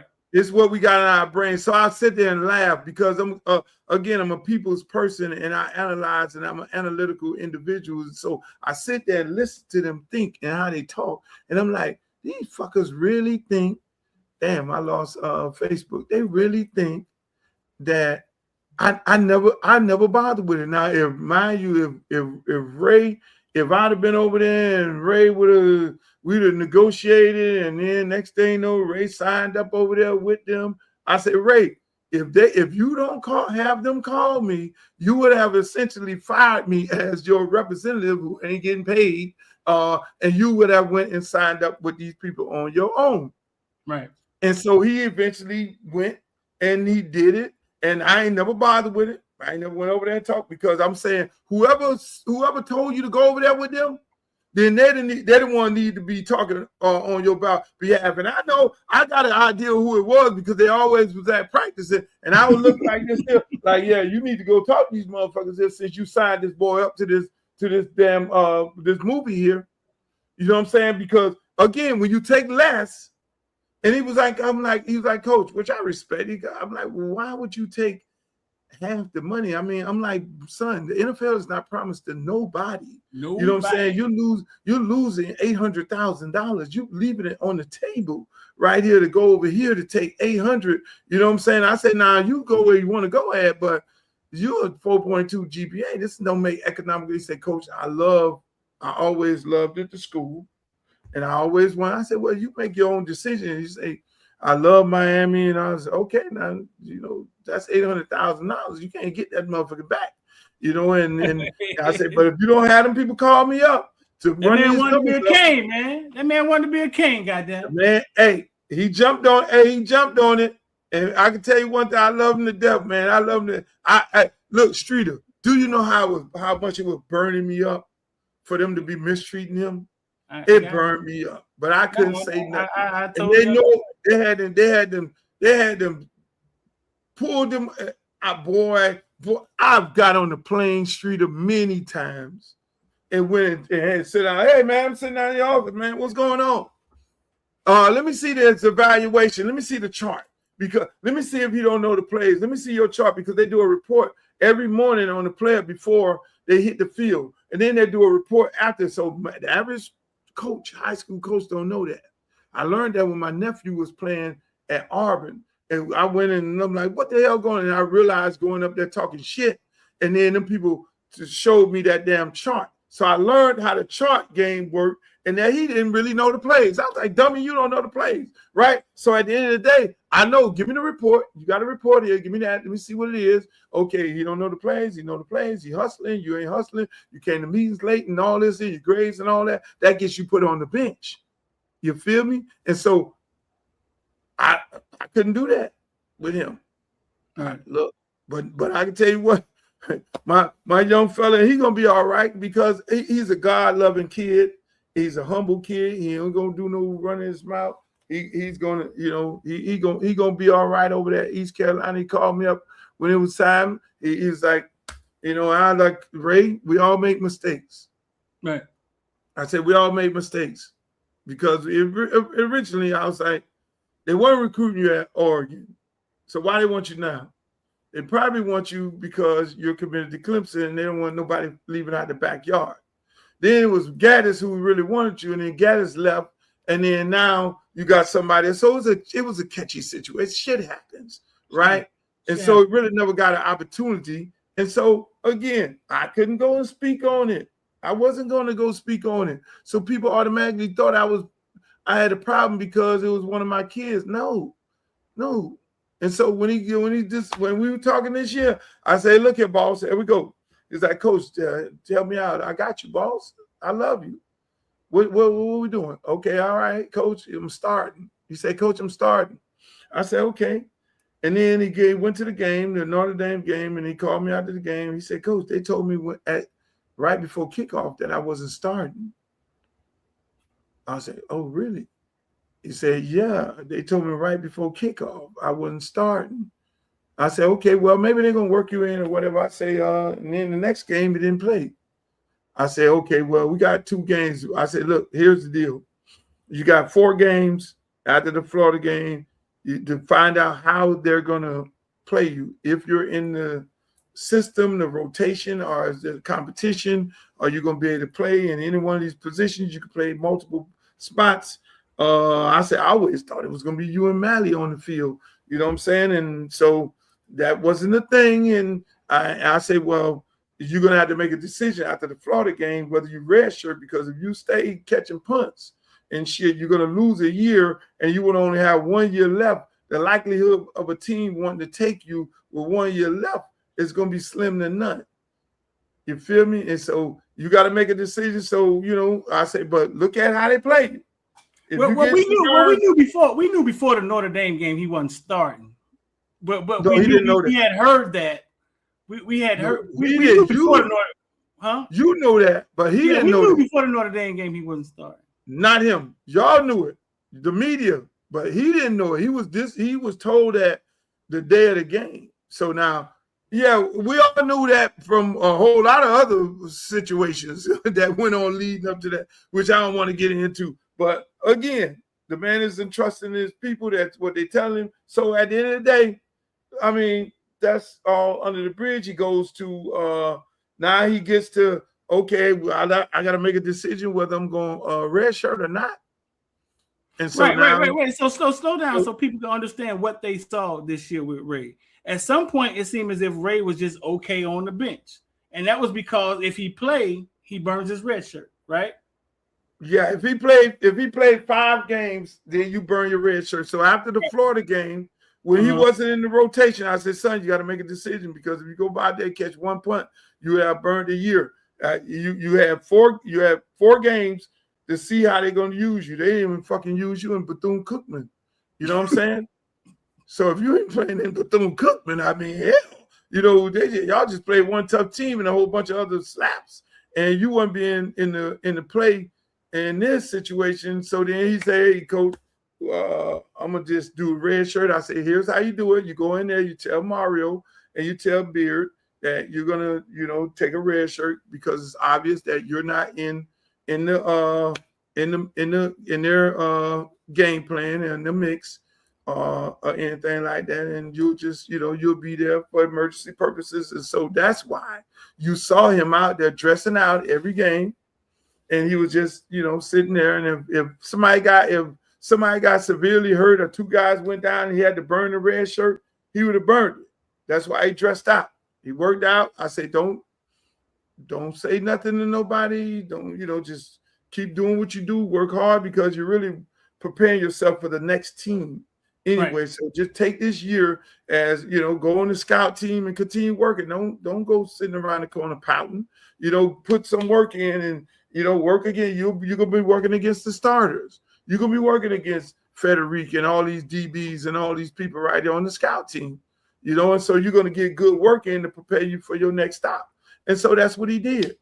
And that was the mindset. And that was the whole game plan. So everybody's seeing him, what he's doing right now in East Carolina. Shit, this dude had a whole year. He ain't got no wear and tear on him. He was sitting over there for 2 or 3 years. And then he took the last year and then repped on the scout team against the number 1 team, the number 1 defense. So shit, he in good shape. And that's how it works, Street. It always worked different types of ways. Yeah, it gets deeper than rap, bro. And a lot of the fans, I mean, they surface level with it, and they can't really see, like, what I'm saying, behind the curtain. And a lot of times you don't want to see what's behind the curtain, because sometimes you look behind the curtain and you don't like what you see. Yeah, everybody's fanned up. Everybody, right. Let me tell you, when you've coached 20 years like I have, there are kids who went to places and they did good. Artie Burns was one of my players. He went to Miami and he did good. He was a first-round draft pick. Right. Amari Cooper did good. He was a first-round draft pick. Carlton Davis, another one of my kids, did great. Vashawn Jones, all these kids did great. You know what I'm saying? And then there's ones who had to make transfers, who it didn't work out for them there, and they had to leave and go to another school and things like that. I never had no ill will towards school. It's more so, hey, and the kid, I'm like, yo, get your shit together, and you need a new start. And when you get into that new place, take advantage of it and just understand, look yourself in the mirror and say, these are the things that I did not do here. Now, there are some peculiar situations that some of us may get into, it's like, but you can't look. It's like, and that's why I love that kid Ray so much. He ain't looking at, okay, man, I could have been at Louisville with 1.6 million, and money could have been up, and I could have been in Braun offense, and I could have been the replacement of Tutu Atwell, and I could have been leaving and going to the draft. That kid would have been drafted this year. Mm-hmm. You know what I'm saying? He ain't even thinking about that. He thinking, this is what I wanted to do. This decision I made, and okay, I gotta live with it, man. It ain't over. Life ain't over. So now he's over at East Carolina. He got 2 years to get off. to get himself. Now, when he go in somebody combine, oh shit. And one thing, God don't teach speed. And when you got speed, heart, and ability, God don't that look. Shit, I want to go out there and run a 4.4 right now. And God ain't blessed me to do that shit. You know what I'm saying? I might run a 8.4. You feel me? And we have to exploit the things that he, so he'll be all right. I mean, I think parents need to understand. Parents need to understand this business. I remember talking to Rod Mack, and he understands it. Like, it's a business. The team has to have depth. The team has to have depth. The team has to have starters. Yeah, they have to have guys behind the starters, and they got to have guys behind the starters, because shit can go wrong, right? Yeah, right. The parents and the players, or whoever representing your child, you have to be able to see what's best for your child. What's best for your child? You have to be able to see that, because their job is to create a roster with a depth chart, and I don't blame them for that. You know what I'm saying? Yeah, they got to do that. But the thing is, like in this same situation it's ironic. So you had Ray, he obviously had some outside influence. And you had Freedman. Freedman would not fucking move without asking me, Coach, should I go over here? So Freedman was in a situation. Randy Shannon and them did not want him. Right. He went to the camp, tore it up. He was the best running back at the camp. We got on the highway, went to Florida State. Florida State immediately offered him. He had no offers. That was his first offer, right? So he goes into that situation there. So we in there. Now, Al Golden comes in.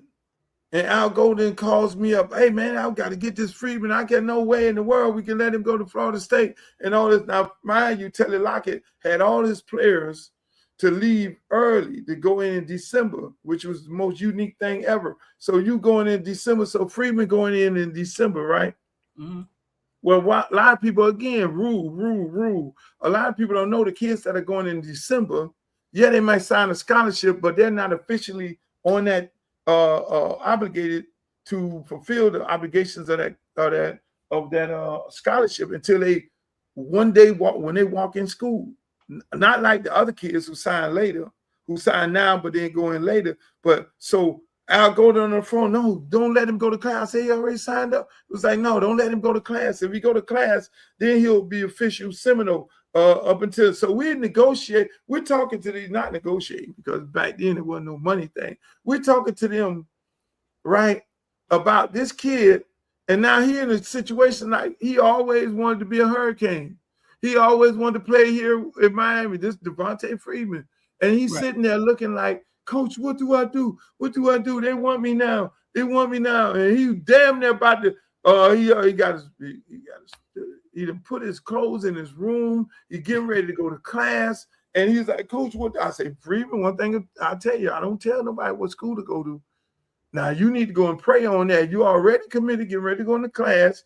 You got this man, Al Golden, came here begging that he wants you. And I'm like, Golden, they told me they had all these running backs. He said, ain't no damn running backs on this roster. I'm looking at this board. There's nobody here at Miami. This man's the best player. He's selling. We go, bro, we went all the way to 2 o'clock in the morning.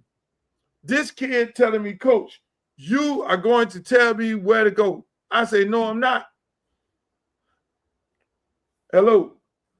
Uh-huh. Yes, you can let him in. See there? Y'all get it right there. He said, I said, no, I'm not going to tell you where to go at, boss. I said, I ain't got to go to school for 4 years because I don't get into that. I said, son, you make the decision. I said, this is what you need to do. You go pray on it. Wherever God tells you what direction to go, that's the direction you may need to go. But you need to go pray. And so at the end of the day, I say, call me in the morning, right before that class, because that class was 9 o'clock. And he called me up and said, Coach, I'm going to stay. I say, hey, whatever your choice is a good choice for me. I love it. And he ended up, that's how he ended up. They put the full court press on that motherfucker at the end. Al Golden did? Yeah, Al Golden put the full court press on him. Why did they have to come to that? I mean, I remember Najee Davenport telling me he told Miami, God damn it, bro. Y'all, hey, listen, y'all gotta come get this running back from Central. And they didn't do it. Randy didn't want him. And I love Randy Shannon like a brother. Randy didn't want him, and Randy didn't want Charles Gaines Jr. He didn't want CJ. He didn't want T.Y. Hilton either. He didn't want these guys. What was going on there, bro? Like, what was it personal? Was something wrong? What was going on? No, Randy it's like my brother. It was like call him up. It was like they were like, no, he can't fit in our program. We got better running backs than him.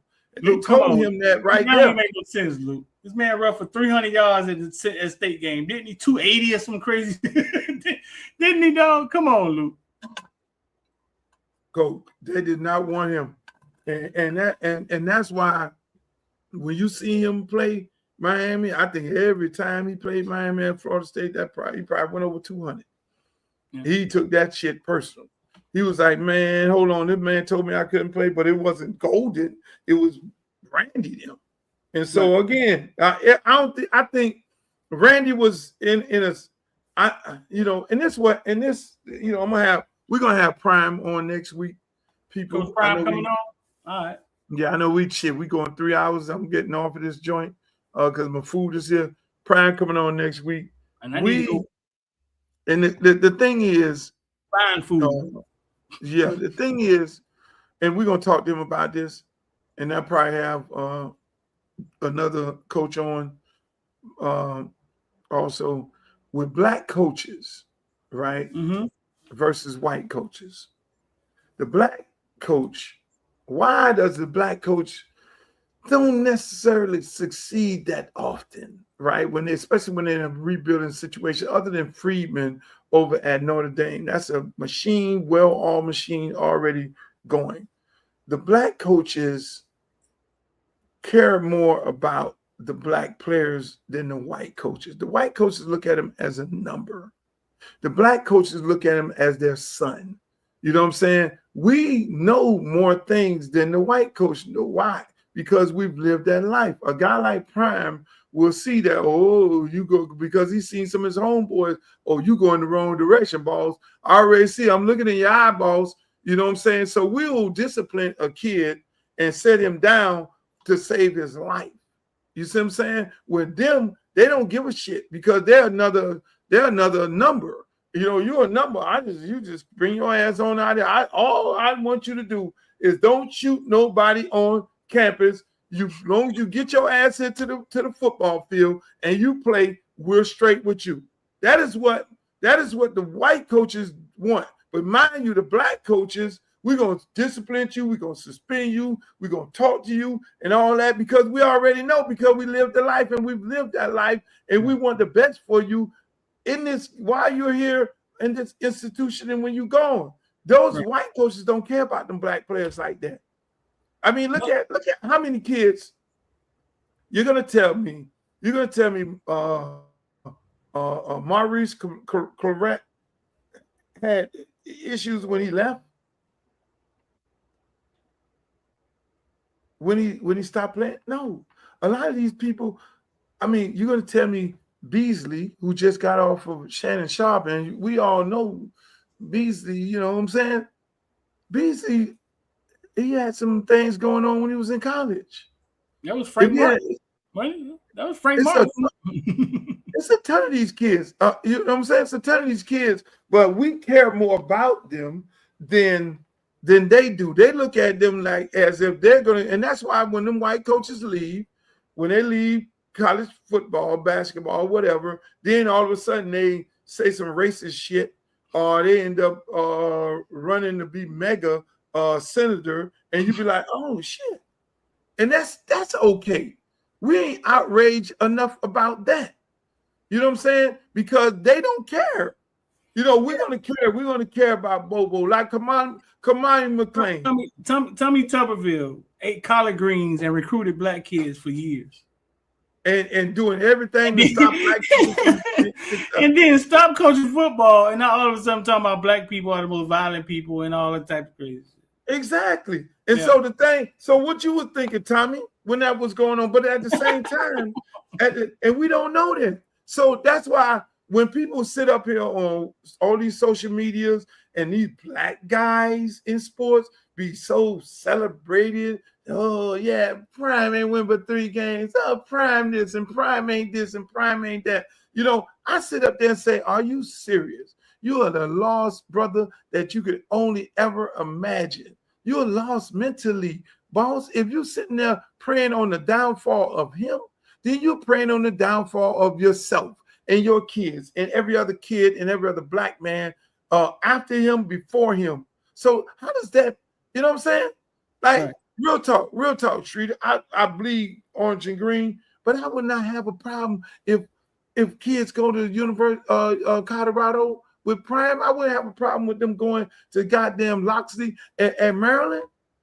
You know what I'm saying? I want to see them brothers succeed because them brothers ain't in the picture. You saw the picture with 26 coaches. That's what college football looked like. That picture with Dabo Swinney and all the rest of them coaches on whatever retreat they was on, coming from some golf tournament. Not one black coach in the picture. That's the picture.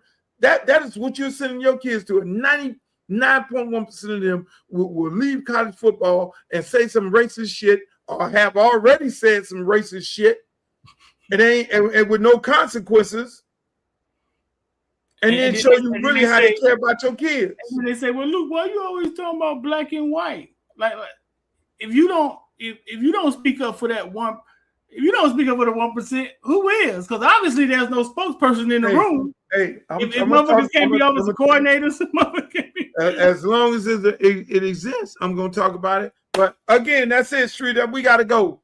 I got to go. My man Streeter. Hey man, I enjoyed you today, man. I love you, my brother. That's Streeter from Footballville. Make sure y'all go check him out. I didn't cut Streeter off too quick. Y'all go check him out, man. He's over there at Footballville, all over the social media platforms. That Streeter have you on here all night. I can't do it. I gotta go. This has to be a marathon. And shouts out to Mike Silver. Shouts out to Chevron, Senator Chevron Jones. Shouts out to Miss Nixon, Senator Miss Nixon. Hey, look, man, this was a long ass show. Shouts out. Mike Silver. Mike Silver broke the record. Streeter. Mike Silver was the first white person on the Luke Show. First white guest, my friend. But hey, look, man, I want y'all to like, share, subscribe to the show. I don't know what happened with Facebook. We got dumped over there. But hey, look, man, I enjoyed it. I want y'all to go to my website. I'm running for Congress in Congressional District 20. We still have a district. And I just want y'all to go to the page. A lot of you guys are going to the page and you're donating the $5 because I can see it coming in. Some people donate $1. That's fine too. You know, I really appreciate it. We're doing some good numbers in the fundraising department. I got some very special fundraising events that's getting ready to happen. And if you want to be a part of them, you can go to my website. My man Khaled is going to do a fundraiser. My man Rick Ross is going to do a fundraiser. Shaka and all the guys in Atlanta, Ludacris and everybody, and Greg Street and all those guys on June 2nd, they're doing a fundraiser. On May 7th, we're doing a fundraiser here in Miami. And I think it's the 21st of May, another fundraiser with Ross, you know, and man, I'm blessed to have some good friends because they all want to be a part of this movement of me running for Congress, them making these heavy donations. And I appreciate you guys for the $5 to $10, whatever it may be, that you're making. Again, I love it. We're going to win this thing, man. With your help, we're going to win this thing, and we're going to go and fight for these people. As y'all can see, we're in a toxic situation, man. This man up here, Orange Head, is trying to do everything possibly to disenfranchise African Americans. And any one of his governor cronies, like this one, Ron DeSantis, is trying to do whatever he can disenfranchise African Americans in the democratic process. You know, we'll talk about this more on, I'm going to tape the show on Friday because the son got baseball game, playoffs. Shouts out to Pace Baseball. Hopefully they take this series and then move to the next round. And hopefully the kids get to state. But at the end of the day, in the words of Walter Cronkite, May the good news be yours. Why was everything seemed to be going down at the award shows back then? West came to the South. They had beef with Luke Skywalker and the Miami boys. Yeah, they don't tell that story. They don't tell that story where Luke came to the hood, got Atlanta and Miami folk. And we clear how. And this is when Dr. Dre made Dre Day and Snoop is going, they all going at Luke. Man, them goddamn Miami, I don't know where Luke people, man, this was in Orlando, Florida, the Jack the Rapper. We're in Orlando, Florida. Them goddamn Miami niggas came through that bitch so thick, tearing shit up. Only real niggas that was at that Jack the Rapper know exactly what the fuck happened. But it was bad, you know what I mean? It was all bad. Just know that Death Row and Luke Skywalker is funking at this time. That's when everybody met up. Because they doing their own shows, we doing our own shows. All year long, and then when y'all finally meet up. Yeah, because everybody had to go to Jack the Rapper. Everybody had to go to New Music Seminar. Everybody went to How Can I Be Down? Everybody went to the Southwest, whatever that shit was. Yeah, so that's where you see them.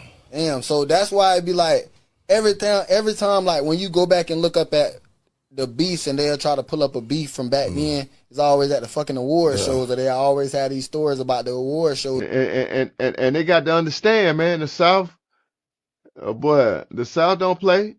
The South pulls no punches. We scared of nothing. We are not scared of the boogeyman.